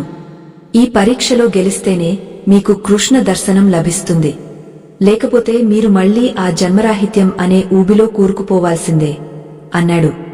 ఏం చేయాలి స్వామీ? ఎంతటి కఠినమైన పని అయినా చెప్పండి, చేస్తాను అన్నాడు భూపతి రాయుడు ఉత్సాహంగా. నా ప్రాణం ఇవ్వమన్నా ఇస్తాను అన్నాడు రంగడు. సాధువు శ్మశానం మూలగా ఉన్న ఒక చిన్న గుడిసె వైపు చూపించాడు. అక్కడ ఒక వ్యక్తి ఉన్నాడు. అతను ఎవరో నాకు తెలియదు. నిన్న రాత్రి నుండి నరకయాతన అనుభవిస్తున్నాడు. అతనికి సేవ చేయండి, అతని ఆకలి తీర్చండి, అతని బాధను పోగొట్టండి. ఇదే మీరు చేయాల్సిన పని అన్నాడు. ఓస్, ఇంతేనా? అన్నదానానికి మించిన పుణ్యం లేదు. వెంటనే మా సేవకులను పిలిపించి పంచభక్ష్య పరమాన్నాలు పెట్టిస్తాను అన్నాడు భూపతి రాయుడు గర్వంగా. నువ్వు కాదు భూపతి, నీ చేతులతో నువ్వే చేయాలి, నీ సేవకులు కాదు. ముందు వెళ్లి ఆ వ్యక్తిని చూడండి అని ఆజ్ఞాపించాడు సాధువు. భూపతి రాయుడు, రంగడు స్వామి ఆత్మానందగారు, గ్రామస్థులు అందరూ ఆ గుడిసె వైపు వెళ్లారు. దగ్గరకు వెళ్తున్న కొద్దీ ఒక భయంకరమైన దుర్వాసన రావడం మొదలైంది. అది కుళ్ళిన మాంసం వాసన. భూపతిరాయుడు తన పట్టు వస్త్రంతో ముక్కు మూసుకున్నాడు. ఎవరు బాబు ఇక్కడ? ఏదైనా జంతువు చనిపోయిందా అని అడిగాడు. గుడిసెలోకి తొంగ చూడగానే అందరూ హడలిపోయారు. అక్కడ నేలమీద ఒక ముసలివాడు పడుకుని ఉన్నాడు. అతను సామాన్యమైన వ్యక్తి కాదు, ఒక కుష్ఠరోగి. అతని శరీరం అంతా పుండ్లు పడి ఉన్నాయి. చేతివేళ్లు, కాలివేళ్లు రాలిపోయి ఉన్నాయి. పుండ్ల మీద ఈగలు ముసురుతున్నాయి. చీము, రక్తం కారుతూ దుర్వాసన వెదజల్లుతోంది. అతను నీళ్లు నీళ్లు అని నీరసంగా మూలుగుతున్నాడు. ఆ దృశ్యం చూడగానే భూపతిరాయుడు వెనక్కి పరిగెత్తాడు. బయటకు వచ్చి గట్టిగా వాంతులు చేసుకోవడం మొదలుపెట్టాడు. స్వామీ, చంపేయండి నన్ను, కాని అక్కడికి మాత్రం పంపకండి. ఆ వాసన నా వల్ల కాదు. ఆ వికృత రూపం చూస్తేనే నా ప్రాణం పోతోంది. ఇది నరకం కంటే ఘోరంగా ఉంది అని ఏడ్చేశాడు. రంగడు కూడా భయపడ్డాడు.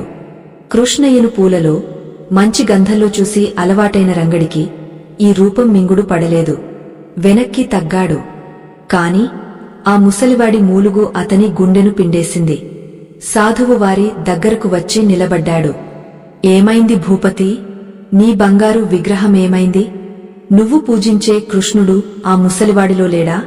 సర్వాంతర్యామి అని రోజు మంత్రాలు చదువుతావే, మరి ఆ కుష్ఠరోగిలో నీ దేవుడు కనిపించడం లేదా? కేవలం రాతిలో, కంచులో మాత్రమే దేవుడు ఉంటాడా?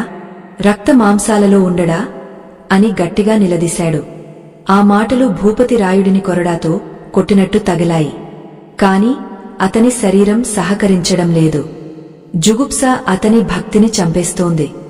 స్వామీ, సిద్ధాంతం వేరు, ఆచరణ వేరు. నేను చేయలేను, నా వల్ల కాదు అని చేతులెత్తేశాడు. అప్పుడు సాధువు రంగడి వైపు తిరిగాడు. రంగా, నువ్వైనా వెళ్తావా?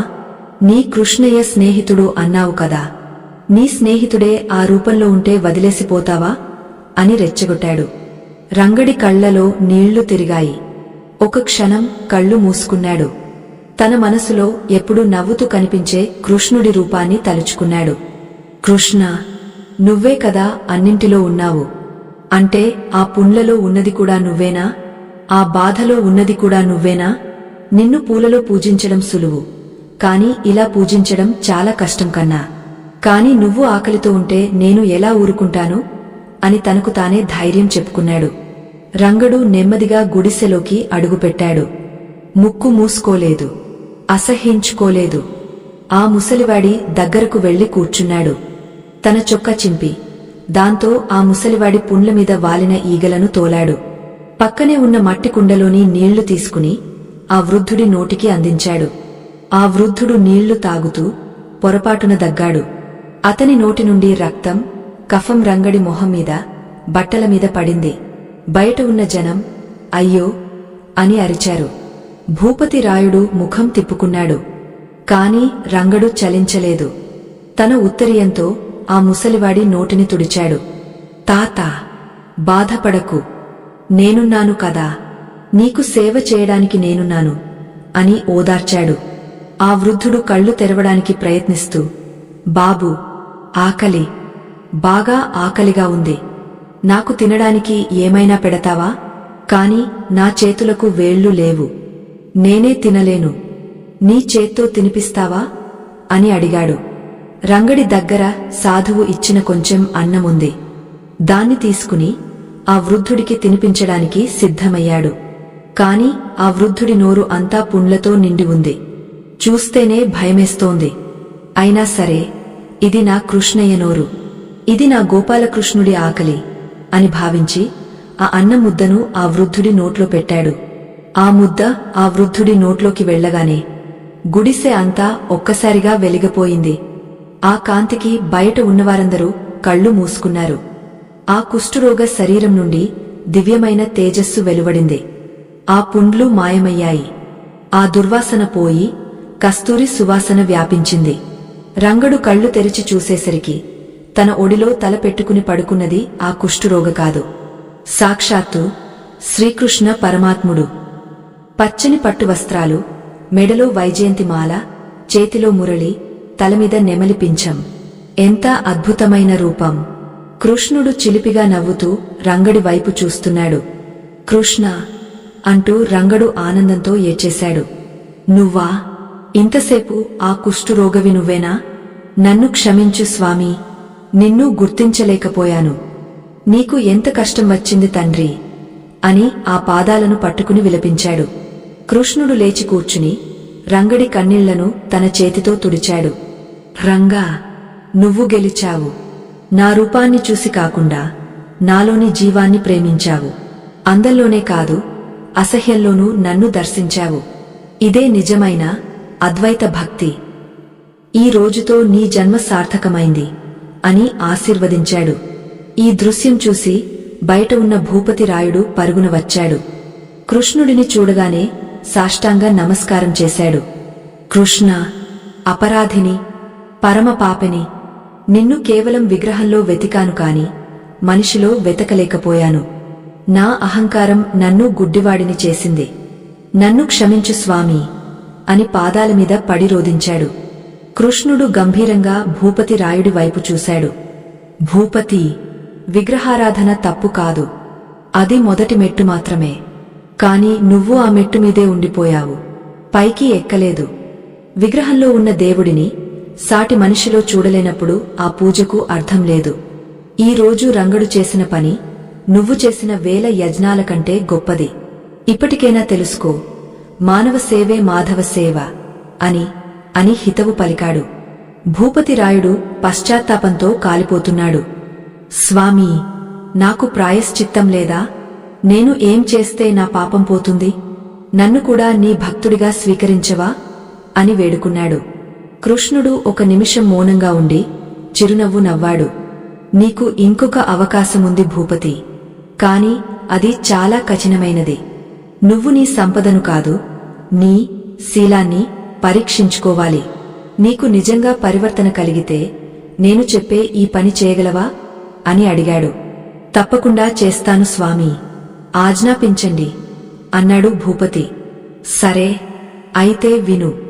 రేపు ఉదయం కల్లా ఈ ఊరిలో ఉన్న ప్రతి ఇంటికి వెళ్లి భిక్ష అడుకుని ఆ వచ్చిన బియ్యంతో ఈ శ్మశానంలోనే వంట చేసి ఇక్కడున్న చండాలురందరికీ, కాటికాపరులకు నీ చేతులతో వడ్డించాలి.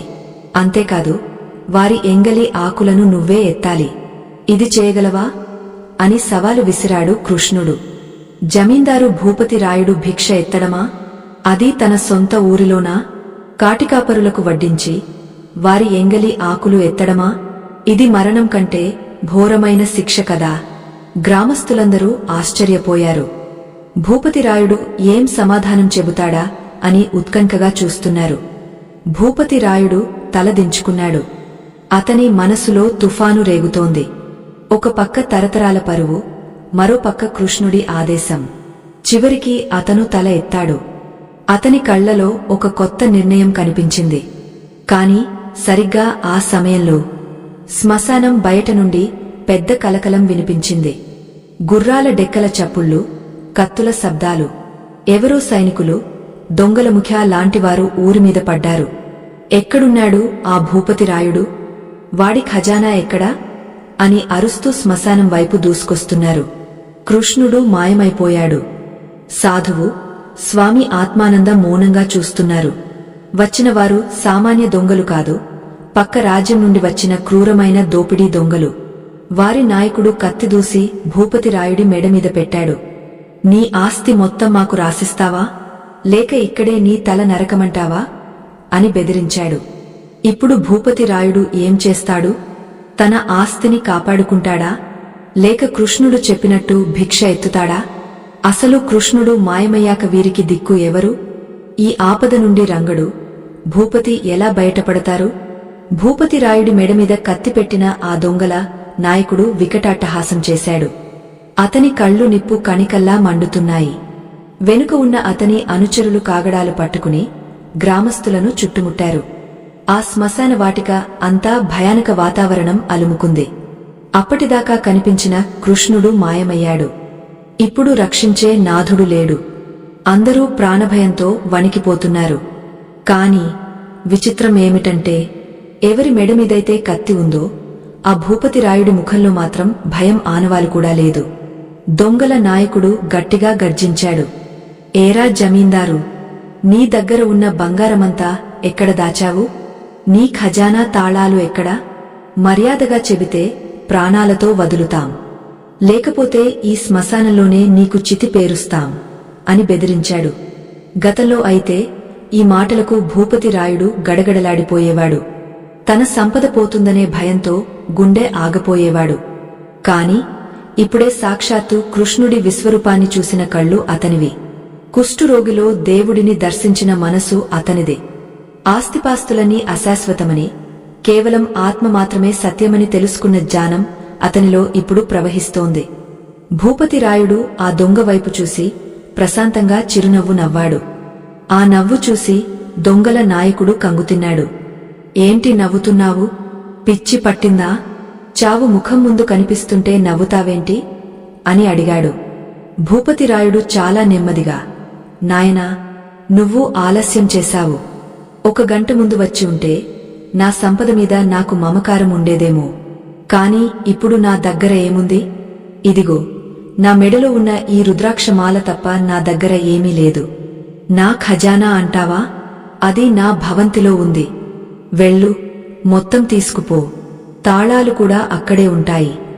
నా భార్యను అడుగు, ఆమె ఇస్తుంది.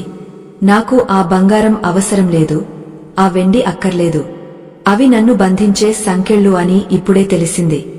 నువ్వు వాటిని తీసుకువెళ్తే నా భారం తగ్గుతుంది, నీకు పుణ్యముంటుంది అన్నాడు. దొంగల నాయకుడికి మతిపోయినంత పనైంది. ఏంటి, నిజంగానే అంటున్నావా? లేక ఏదైనా మాయ చేస్తున్నావా? ప్రపంచంలో ఎవరైనా తన ఆస్తిని దొంగలకు దానం చేస్తారా అని అనుమానంగా చూశాడు. వీడు ఏదో నాటకం ఆడుతున్నాడు, వీడి మాటలు నమ్మకండి అని తన అనుచరులకు చెప్పాడు. వెంటనే దొంగల నాయకుడు రంగడి వైపు తిరిగాడు. వీడు నిజం చెప్పడం లేదు. ఆ పక్కన ఉన్న బిచ్చగాడిని పట్టుకోండి. వాడి గొంతుకోస్తే కాని ఈ జమీందారు నోరు విప్పడు అని ఆదేశించాడు. 2 దొంగలు వెళ్లి రంగడిని రెక్కలు పట్టి ఈడ్చుకొచ్చారు. రంగడిని మోకాళ్లమీద కూర్చోబెట్టి అతని తలమీద కత్తి ఎత్తారు. భూపతిరాయుడు ఆక్రోశించాడు. వద్దు, అతన్ని ఏమీ చేయకండి. అతను అమాయకుడు. కావాలంటే నా ప్రాణం తీయండి అని అడ్డుపడ్డాడు. కాని రంగడు మాత్రం భయపడలేదు. అతను ఆ దొంగల కళ్లలోకి సూటిగా చూశాడు. అతని మనసులో ఇంకా కృష్ణ దర్శనమే మెదులుతోంది. రంగడు ఆ దొంగతో, అన్నయ్యా, నీలో కూడా నా కృష్ణయ్యే ఉన్నాడు. నువ్వు కత్తి ఎత్తినా అది నా కృష్ణయ్య లీలే. చంపాలనుకుంటే చంపు. కాని ఒక్క విషయం గుర్తుపెట్టుకో, నువ్వు చంపేది ఈ శరీరాన్ని మాత్రమే, నాలోని భక్తిని కాదు అని చేతులు జోడించాడు. ఒక దొంగకు తనను చంపబోయేవాడు అన్నయ్య అని పిలవడం, తనలో దేవుడు ఉన్నాడని చెప్పడం కొత్తగా అనిపించింది. ఆ దొంగ చెయ్యి వణికింది. కత్తి దించలేకపోయాడు. అప్పటిదాకా మౌనంగా చితి మంటల పక్కన కూర్చున్న అఘోర సాధువు మాజీ రాజు రాజేంద్రవర్మ ఒక్కసారిగా లేచి నిలబడ్డాడు. ఆయన నిలబడగానే గాలి వేగం పెరిగింది. చితి మంటలు ఉవ్వెత్తున ఎగసిపడ్డాయి. సాధువు గట్టిగా ఉరుములాంటి గొంతుతో నవ్వాడు. ఒరేయ్ మూర్ఖులారా, ఎవరిమీదరా కత్తి ఎత్తుతున్నారు? ఆయుధం లేని వాడిమీదా? భయం లేని వాడిమీదా? మీకు ధైర్యముంటే, బలముంటే నా దగ్గరకు రండిరా అని సవాలు విసిరాడు. ఆ గొంతు వినగానే దొంగల నాయకుడు ఉలిక్కిపడ్డాడు. ఆ స్వరం ఎక్కడో విన్నట్టుంది. ఆ దర్పం, ఆ గాంభీర్యం. నిశితంగా చూశాడు. బూడిద పూసుకున్న ఆ ముఖంలో అతనికి తన పాత యజమాని కనిపించాడు. అవును, ఆ దొంగల నాయకుడు ఎవరో కాదు, ఒకప్పుడు రాజేంద్రవర్మ సైన్యంలో పనిచేశాడు. రాజు అదృశ్యమయ్యాక దొంగగా మారాడు. మహారాజా, మీరా అని దొంగల నాయకుడు కత్తి జారవిడిచాడు. మేము మీరు చనిపోయారనుకున్నాం, ఇలా శ్మశానంలో అంటూ నత్తిగా మాట్లాడసాగాడు. సాధువు కళ్ళెర్రజేశాడు. రాజ్యాలు ఏలవలసిన నేను ఈ శ్మశానాన్ని ఏలుతున్నాను. ఎందుకో తెలుసా?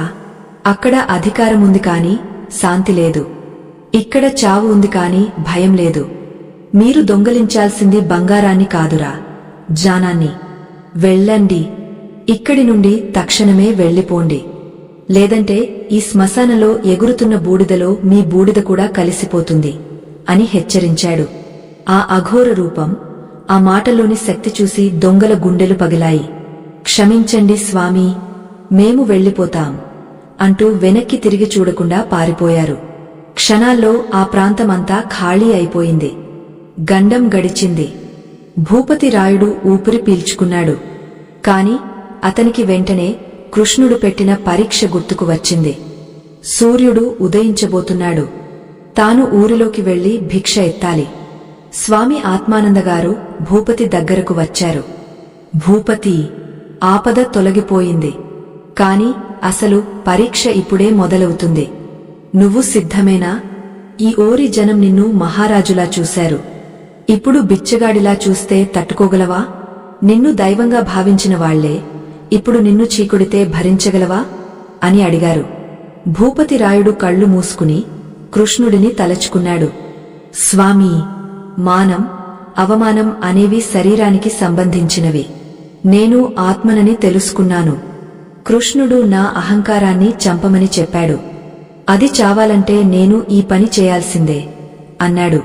వెంటనే తన పట్టు వస్త్రాలను చించి నడుముకు చుట్టుకున్నాడు. తన మెడలోని రుద్రాక్షమాల తప్ప మిగతా ఆభరణాలన్నీ తీసి పక్కన పెట్టాడు. శ్మశానంలో పడి ఉన్న ఒక పాత మట్టికుండ పెంకును చేతిలో తీసుకున్నాడు. కాళ్లకు ఉన్న పాదుకలు విడిచిపెట్టాడు. భూపతి రాయుడు ఊరివైపు అడుగులు వేయడం మొదలుపెట్టాడు. రంగడు కన్నీళ్లతో అతని వెనుక నడవబోయాడు. కాని స్వామివారు ఆపారు. వద్దు రంగా, ఇది భూపతి ఒంటరిగా చేయాల్సిన ప్రయాణం. నువ్వు రాకూడదు. అతనే స్వయంగా తన కర్మను ప్రక్షాళన చేసుకోవాలి అని వారించారు. సూర్యుడు పూర్తిగా ఉదయించాడు. కృష్ణపురం వీధులు జనంతో నిండి ఉన్నాయి. అందరూ తమ పనుల్లో నిమగ్నమై ఉన్నారు. అప్పుడు ఊరి ముఖద్వారం నుండి ఒక వ్యక్తి నడుచుకుంటూ రావడం చూసి జనం ఆశ్చర్యపోయారు. అరే, అది మన జమీందారుగారు కదా! ఏంటి ఆ వేషం? బట్టలు చిరిగపోయాయి, చేతిలో చిప్ప ఏంటి అని గుసగుసలాడటం మొదలుపెట్టారు.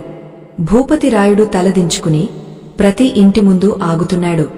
భవతి భిక్షాం దేహి అని అరుస్తున్నాడు. ఆ గొంతులో పాత అహంకారం లేదు, ఒక దీనత్వముంది. మొదటి ఇంటి యజమాని బయటకు వచ్చాడు. అతను భూపతి రాయుడికి బాకీ ఉన్న రైతు. జమీందారును ఆ స్థితిలో చూసి నమ్మాలో లేదో అర్థం కాలేదు. దొరగారు, మీరా? ఏమైంది మీకు? మీకేంటి ఈ దుస్థితి? మా పరువు తీయకండి. మీరు అడగడమేంటి, మేము ఇవ్వడమేంటి అని కంగారుపడ్డాడు.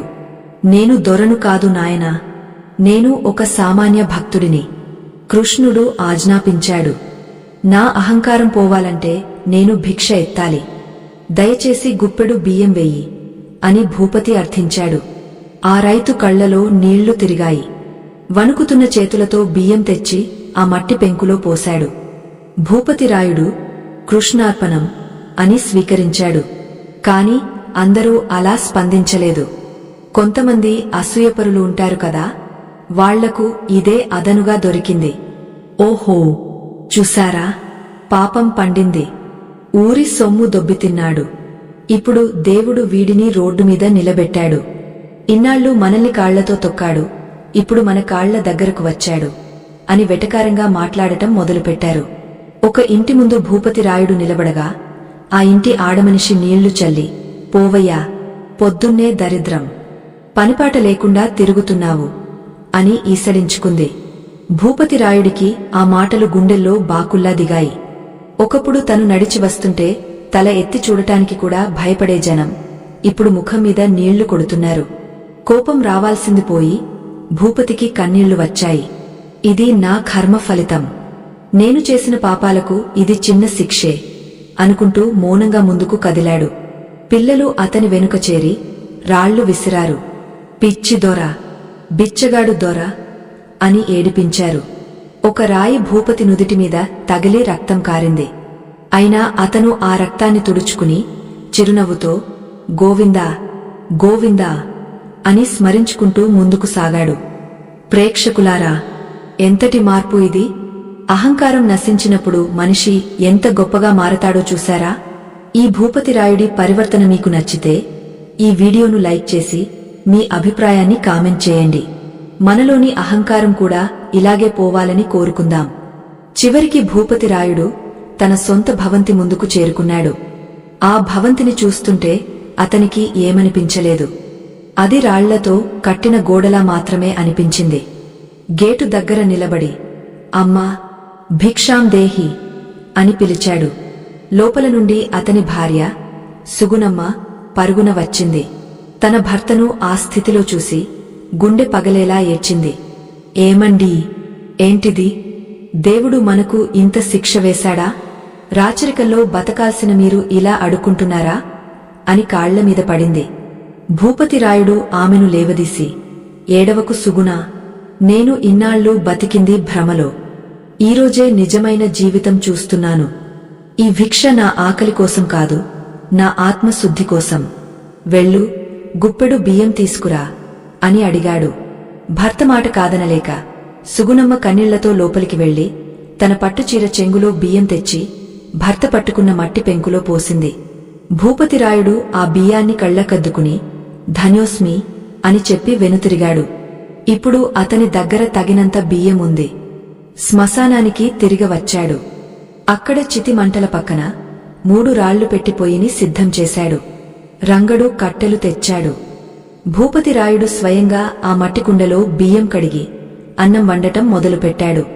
పొగకు కళ్ళు మండుతున్నాయి. దగ్గు వస్తోంది. జీవితంలో ఏనాడు వంటింటి వైపు చూడనివాడు ఇప్పుడు కాటికాపరుల కోసం వంట చేస్తున్నాడు. అన్నం ఉడికింది. ఆ సువాసన శ్మశానం అంతా వ్యాపించింది. భూపతిరాయుడు విస్తరాకులు సిద్ధం చేశాడు. అక్కడ పని చేసుకుంటున్న 4 కాటికాపరులను పిలిచాడు. సోదరులారా, రండి, కృష్ణ ప్రసాదం సిద్ధంగా ఉంది, ఆరగెద్దురుగాని అని ఆహ్వానించాడు. వాళ్ళు భయపడ్డారు. దొరగారు, వద్దు బాబు, మేము నీచకులం వాళ్లం.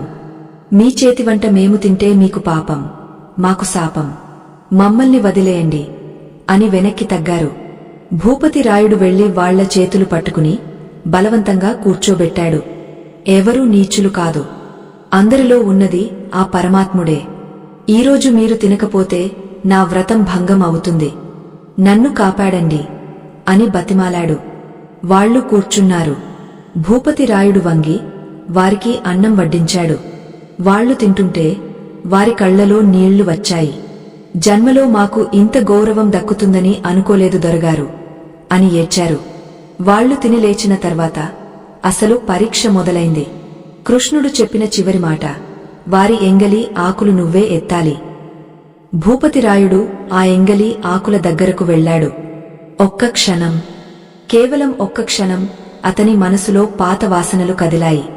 ఛీ, ఎంగలి ఆకులు ఎత్తడమా? నేను జమీందారును అనే ఆలోచన మెరుపులా వచ్చింది. కాని వెంటనే కుష్ఠురోగిగా ఉన్న కృష్ణుడి రూపం గుర్తుకు వచ్చింది. ఇది ఎంగలి కాదు, కృష్ణ ప్రసాదం అనుకున్నాడు. గట్టిగా శ్వాస తీసుకుని వంగి ఆ ఎంగలి ఆకును చేత్తో పట్టుకున్నాడు. సరిగ్గా ఆ సమయంలో ఆకాశం ఒక్కసారిగా నల్లబడింది. అకాలంగా మేఘాలు కమ్ముకున్నాయి. పెనుగాలి వీచింది. ఆ గాలికి శ్మశానంలోని బూడిదంతా లేచి భూపతి కళ్లలో పడింది. అదే సమయంలో అక్కడ తిన్న కాటికాపరులలో ఒక ముసలివాడు గట్టిగా అరిచాడు, ఆగు భూపతి, ఆ ఆకును ముట్టుకోకు. భూపతి ఉలిక్కిపడి చూశాడు. ఆ ముసలివాడు నిలబడి కోపంగా చూస్తున్నాడు. నువ్వు ఈ ఆకును ఎత్తడానికి అనర్హుడివి. నీ మనసులో ఇంకా పూర్తిగా అహంకారం పోలేదు. ఇందాక నువ్వు ఆకును ముట్టుకునే ముందు ఒక్క క్షణం సంకోచించావు. నేను జమీందారును అనే ఆలోచన నీకు వచ్చింది. మనసులో మాలిన్యం పెట్టుకుని చేసే ఏ సేవ దేవుడికి చేరదు. నేను నీ అన్నం తిన్నాను, కాని నీ అహంకారాన్ని సహించను అని నిపులు చెరిగాడు. భూపతిరాయుడు షాక్ అయ్యాడు. తన మనసులో మెరుపులా వచ్చిన ఆలోచన ఈ ముసలివాడికి ఎలా తెలిసింది? నిజమే, తను ఒక్క క్షణం సంకోచించాడు. ఆ చిన్న సంకోచం తన వ్రతాన్ని నాశనం చేసిందా? ఆ ముసలివాడు అంతటితో ఆగలేదు. నీకు నిజంగా చిత్తశుద్ధి ఉంటే, నీ పాపం పోవాలంటే ఆ ఎంగలి ఆకులో మిగిలిన అన్నాన్ని నువ్వు తినాలి. అప్పుడే నీ అహంకారం పూర్తిగా నశిస్తుంది. లేకపోతే ఇక్కడి నుండే వెళ్ళిపో అని భయంకరమైన సవాలు విసిరాడు. ఎంగలి ఆకులు ఎత్తడమే మహా కష్టమనుకుంటే ఇప్పుడు అందులో మిగిలిన ఎంగలి మెతుకులు తినమంటున్నాడు. ఇది సాధ్యమేనా? భూపతి రాయుడు ఇది చేయగలడా? ఒకవేళ చేయలేకపోతే కృష్ణుడు అతన్ని శాశ్వతంగా దూరం పెడతాడా? ఆ ముసలివాడు నిజంగా కాటికాపరేనా? లేక మళ్లీ కృష్ణుడు ఇంకో రూపంలో వచ్చాడా? అసలు ఈ కథ ఎలా ముగుస్తుంది? నిజమైన భక్తికి నిర్వచనం ఏమిటి? ఆ ముసలి కాటికాపరి విసిరిన సవాలు శ్మశాన నిశ్శబ్దంలో పిడుగులా పడింది. ఎంగలి మెతుకులు తింటావా లేక పారిపోతావా అనే ప్రశ్న భూపతి రాయుడి అంతరాత్మను కుదిపేసింది. చుట్టూ ఉన్న గాలి స్తంభించిపోయింది. రంగడు కన్నీళ్లతో భూపతి వైపే చూస్తున్నాడు. స్వామి ఆత్మానందగారు కళ్ళు మూసుకుని ఏదో మంత్రం జపిస్తున్నారు. అఘోర సాధువు మాత్రం ఆసక్తిగా భూపతి నిర్ణయం కోసం ఎదురుచూస్తున్నాడు. భూపతి రాయుడు ఆ ఎంగలి ఆకు వైపు చూశాడు. అందులో సగం తిని వదిలేసిన అన్నం, కూరలు కలిసిపోయి ఉన్నాయి. సామాన్య మానవ దృష్టితో చూస్తే అది అసహ్యంగా అనిపించవచ్చు. ఒక జమీందారు స్థాయికి అది ఊహించలేని పతనం. కాని భూపతి రాయుడికి ఆ క్షణంలో ఒక కొత్త జ్ఞానోదయం కలిగింది. ఎవరికి ఎంగలి? అందరిలో ఉన్నది ఆ కృష్ణుడే అయినప్పుడు ఈ అన్నాన్ని ఆరగించింది కూడా ఆ కృష్ణుడే కదా. అంటే ఇది ఎంగలి కాదు, సాక్షాత్తు కృష్ణ ప్రసాదం. దేవుడి ప్రసాదాన్ని తినడానికి అసహించుకునే అజ్ఞానిని నేను. ఇన్నాళ్లు నా శరీరాన్ని, నా కులాన్ని, నా అంతస్తును పట్టుకుని వేలాడాను. ఇప్పుడు ఆ సంకెళ్లు తెంచుకోవాలి అని మనసులో గట్టిగా నిర్ణయించుకున్నాడు. ఆ మరుక్షణం భూపతి రాయుడి మొహంలో ఎలాంటి సంకోచం లేదు, కళ్లలో ఎలాంటి జుగుప్స లేదు. అత్యంత భక్తిశ్రద్ధలతో గుడిలో తీర్థప్రసాదం తీసుకునేటప్పుడు ఎంత వినయంగా ఉంటారో అంతే వినయంగా ఆ ఎంగలి ఆకు ముందు మోకరిల్లాడు. 2 చేతులతో ఆకును పైకి ఎత్తాడు. తృష్ణార్పణం అని గట్టిగా స్మరిస్తూ ఆ ఎంగలి అన్నాన్ని నోట్లో పెట్టుకున్నాడు. అంతే. ఆ అన్నం ముద్ద భూపతి గొంతు దిగగానే శ్మశానం అంతా ఒక దివ్యమైన కాంతితో నిండిపోయింది. ఆకాశంలో కమ్ముకున్న నల్లని మేఘాలు ఒక్కసారిగా విడిపోయాయి. సూర్యుడు ప్రకాశవంతంగా వెలిగాడు. ఆకాశం నుండి పూలవాన కురవడం మొదలైంది. ఆ అన్నం ఎంగలిలా లేదు, అమృతంలా ఉంది. అది తిన్న వెంటనే భూపతి రాయుడి శరీరంలో ఒక వింతైన మార్పు వచ్చింది. అతని మనస్సులోని బరువు మొత్తం దిగిపోయింది. ఏదో తెలియని తేలికతనం, పరమానందం ఆవరించింది. అతను ఆనందంతో నాట్యం చేయడం మొదలుపెట్టాడు. గోవిందా గోవిందా అని అరుస్తూ పక్కనే ఉన్న రంగడిని గట్టిగా కోగలించుకున్నాడు. ఆ కోగలింతలో యజమాని లేడు, పనివాడు లేడు. కేవలం 2 భక్తులు మాత్రమే ఉన్నారు. అప్పుడు ఆ ముసలి కాటికాపరి గట్టిగా నవ్వాడు. ఆ నవ్వు శ్మశానం అంతా మారుమోగింది. ఆ ముసలివాడి రూపం నెమ్మదిగా కరిగపోవడం మొదలైంది. అతని స్థానంలో సాక్షాత్తు మురళీధరుడు, శంఖుచక్రధారి అయిన శ్రీమన్నారాయణుడు ప్రత్యక్షమయ్యాడు. పక్కనే ఉన్న మిగతా 3 కాటికాపరులు కూడా దేవదూతలుగా మారిపోయారు. భూపతి రాయుడు, రంగడు, స్వామి ఆత్మానంద, అఘోర సాధువు అందరూ ఆ విశ్వరూపాన్ని చూసి చేతులు జోడించి సాష్టాంగ నమస్కారం చేశారు. కృష్ణుడు చిరునవ్వుతో భూపతిని దగ్గరకు తీసుకున్నాడు. భూపతి, నువ్వు గెలిచావు. బంగారం త్రాసులో వేసినప్పుడు నువ్వు ఓడిపోయావు. కాని ఎంగలి ఆకు ఎత్తినప్పుడు గెలిచావు. ఎందుకంటే అక్కడ నీ అహంకారం బరువుగా ఉంది, ఇక్కడ నీ అహంకారం శూన్యమైంది.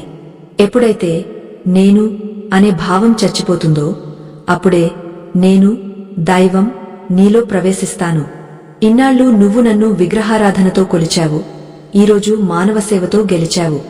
ఇదే నిజమైన భక్తియోగం అని అనుగ్రహించాడు. తర్వాత రంగడి వైపు తరిగా, రంగా, నీ భక్తి నిష్కల్మషమైనది. పండితులకు, జానులకు అందని పరమ రహస్యం నీ అమాయకత్వానికి దొరికింది. నీలాంటి భక్తుడు ఉండటం వల్లనే ఈ భూమి ఇంకా పవిత్రంగా ఉంది అని ఆశీర్వదించాడు. భూపతి రాయుడు కన్నీళ్లతో, స్వామీ, మరి నా సంపద, నా భవనం, వాటిని ఏం చేయమంటారు అని అడిగాడు. కృష్ణుడు నవ్వి, సంపద పాము లాంటిది భూపతి. దాన్ని పెట్టెలో దాస్తే విషమవుతుంది. 10 మందికి పంచితే ఔషధం అవుతుంది. వెళ్ళు, నీకున్నదంతా పేదలకు, అనాథలకు, విద్యాదానానికి వినియోగించు. కాని గుర్తుంచుకో, నువ్వు దాతవు కాదు, కేవలం నిమిత్తమాత్రుడివి. ఇచ్చేవాడిని నేనే, పుచ్చుకునేవాడిని నేనే. మధ్యలో నువ్వు కేవలం ఒక సాధనానివి మాత్రమే అనే సత్యం మర్చిపోకు అని ఉపదేశించాడు. ఆ మాటలు చెప్పి కృష్ణుడు ఆ దేవదూతలతో సహా అంతర్ధానమయ్యాడు. అక్కడ మళ్లీ మామూలు శ్మశానమే మిగిలింది. కాని ఆ ప్రదేశం ఇప్పుడు వైకుంఠం కంటే పవిత్రంగా మారింది. ఆ రోజు నుండి భూపతి రాయుడు పూర్తిగా మారిపోయాడు. తన పట్టు వస్త్రాలు వదిలేశాడు. సామాన్యమైన ఖాదీ బట్టలు కట్టుకోవడం మొదలుపెట్టాడు. తన భవంతి ద్వారాలు అందరికీ తెరిచాడు. అది ఇప్పుడు జమీందారు ఇల్లు కాదు, అది ఒక అన్నదాన సత్రం, ఒక వైద్యశాల, ఒక వేద పాకశాల. భూపతి రాయుడు, రంగడు ఇద్దరు కలిసే ఉండేవారు. ఇద్దరు కలిసి ఊరంతా తిరుగుతూ హరినామ సంకీర్తన చేసేవారు. ఒకప్పుడు ఎవరైతే భూపతిని చూసి భయపడేవారో ఇప్పుడు ఆయన్ని చూసి చేతులు జోడిస్తున్నారు. కాని ఆ నమస్కారం ఆయన హోదాకు కాదు, ఆయనలోని వినయానికి. ఆ అఘోర సాధువు మాజీ రాజు రాజేంద్రవర్మ కూడా తన ప్రాయశ్చిత్తం పూర్తయిందని భావించి హిమాలయాలకు తపస్సు చేసుకోవడానికి వెళ్లిపోయాడు. వెళ్తూ వెళ్తూ నిజమైన రాజ్యం మనసులో ఉంది, దాన్ని జయించినవాడే చక్రవర్తి అనే గొప్ప మాట చెప్పి వెళ్లాడు. స్వామి ఆత్మానందగారు తన శిష్యులతో కలిసి మరో ఊరికి ప్రయాణమయ్యారు. ఆయన వెళ్లే ముందు గ్రామస్తులతో ఇలా అన్నారు: చూసారా, దేవుడు ఆకాశంలో లేడు, మీ పక్కన ఉన్న మనిషి కన్నీటిలో ఉన్నాడు. ఆ కన్నీటిని తుడవగలిగితే మీరు కృష్ణుడికి పాలాభిషేకం చేసినట్టే. ఆకలితో ఉన్నవాడికి అన్నం పెడితే కృష్ణుడికి నైవేద్యం పెట్టినట్టే. ఇదే ఈ కథ సారాంశం. కాలం గడిచింది. భూపతి రాయుడు, రంగడు వృద్ధులయ్యారు. వారి మరణానంతరం ఆ ఊరి ప్రజలు వారిద్దరినీ కలిపి ఒకే సమాధిలో ఉంచారు. ఆ సమాధి మీద ఎవరో ఒక కవి ఇలా రాశారు: ఇక్కడ ఒక ధనవంతుడు, ఒక పేదవాడు నిద్రపోతున్నారు. కాదు కాదు, ఇక్కడ ఇద్దరు గొప్ప ప్రేమికులు నిద్రపోతున్నారు. ఒకరు దేవుడిని స్నేహితుడిగా ప్రేమించారు, మరొకరు దేవుడిని సేవకుడిగా ప్రేమించారు. ఇద్దరూ ఆ పరమాత్ముడిలో ఐక్యమయ్యారు. ఇప్పటికీ కృష్ణపురంలో పౌర్ణమి రాత్రులలో ఆ త్రాసు ఉన్న చోటు నుండి, రంగడి గుడిసె ఉన్న చోటు నుండి పిల్లనగ్రోవి శబ్దం వినిపిస్తుందని, గాలిలో పారిజాత పూలవాసన వస్తుందని ఆ ఊరి ప్రజలు నమ్ముతారు. ఎందుకంటే ఎక్కడ నిజమైన భక్తి ఉంటుందో అక్కడ కృష్ణుడు ఉంటాడు. ఎక్కడ అహంకారం ఉండదో అక్కడ ఆనందం ఉంటుంది. చూశారుగా మిత్రులారా, ఎంత అద్భుతమైన కథ ఇది. మనం కూడా నిత్యం ఎన్నో పూజలు చేస్తుంటాం. కాని మన మనసులో, మన ప్రవర్తనలో మార్పు రాకపోతే ఆ పూజలకు అర్థం లేదు. ఎదుటి మనిషిని గౌరవించలేనివాడు దేవుడిని పూజించడానికి అనర్హుడు. మన దగ్గర ఉన్నది కొంచెమే అయినా అది నలుగురికి పంచడంలోనే నిజమైన తృప్తి ఉంది. ఈ కథ మీకు నచ్చితే, మీ గుండెకు హత్తుకుంటే దయచేసి ఈ వీడియోని లైక్ చేయండి. మీకు ఈ కథలో ఏ పాత్ర నచ్చింది? రంగడా లేక మారిన భూపతి రాయుడా? కింద కామెంట్ బాక్స్లో తెలియజేయండి. ఇలాంటి మరిన్ని గొప్ప ఆధ్యాత్మిక కథల కోసం, మన సనాతన ధర్మం విలువలు తెలుసుకోవడం కోసం ఇప్పుడే మన ఛానల్ని సబ్స్క్రైబ్ చేసుకోండి. పక్కనే ఉన్న గంట సింబల్ని కొట్టడం మర్చిపోకండి. మరో అద్భుతమైన కథతో మళ్లీ కలుద్దాం. అంతవరకు సెలవు. లోకా సమస్తా సుఖినో భవంతు. సర్వం శ్రీకృష్ణార్పణమస్తు. స్వస్తి.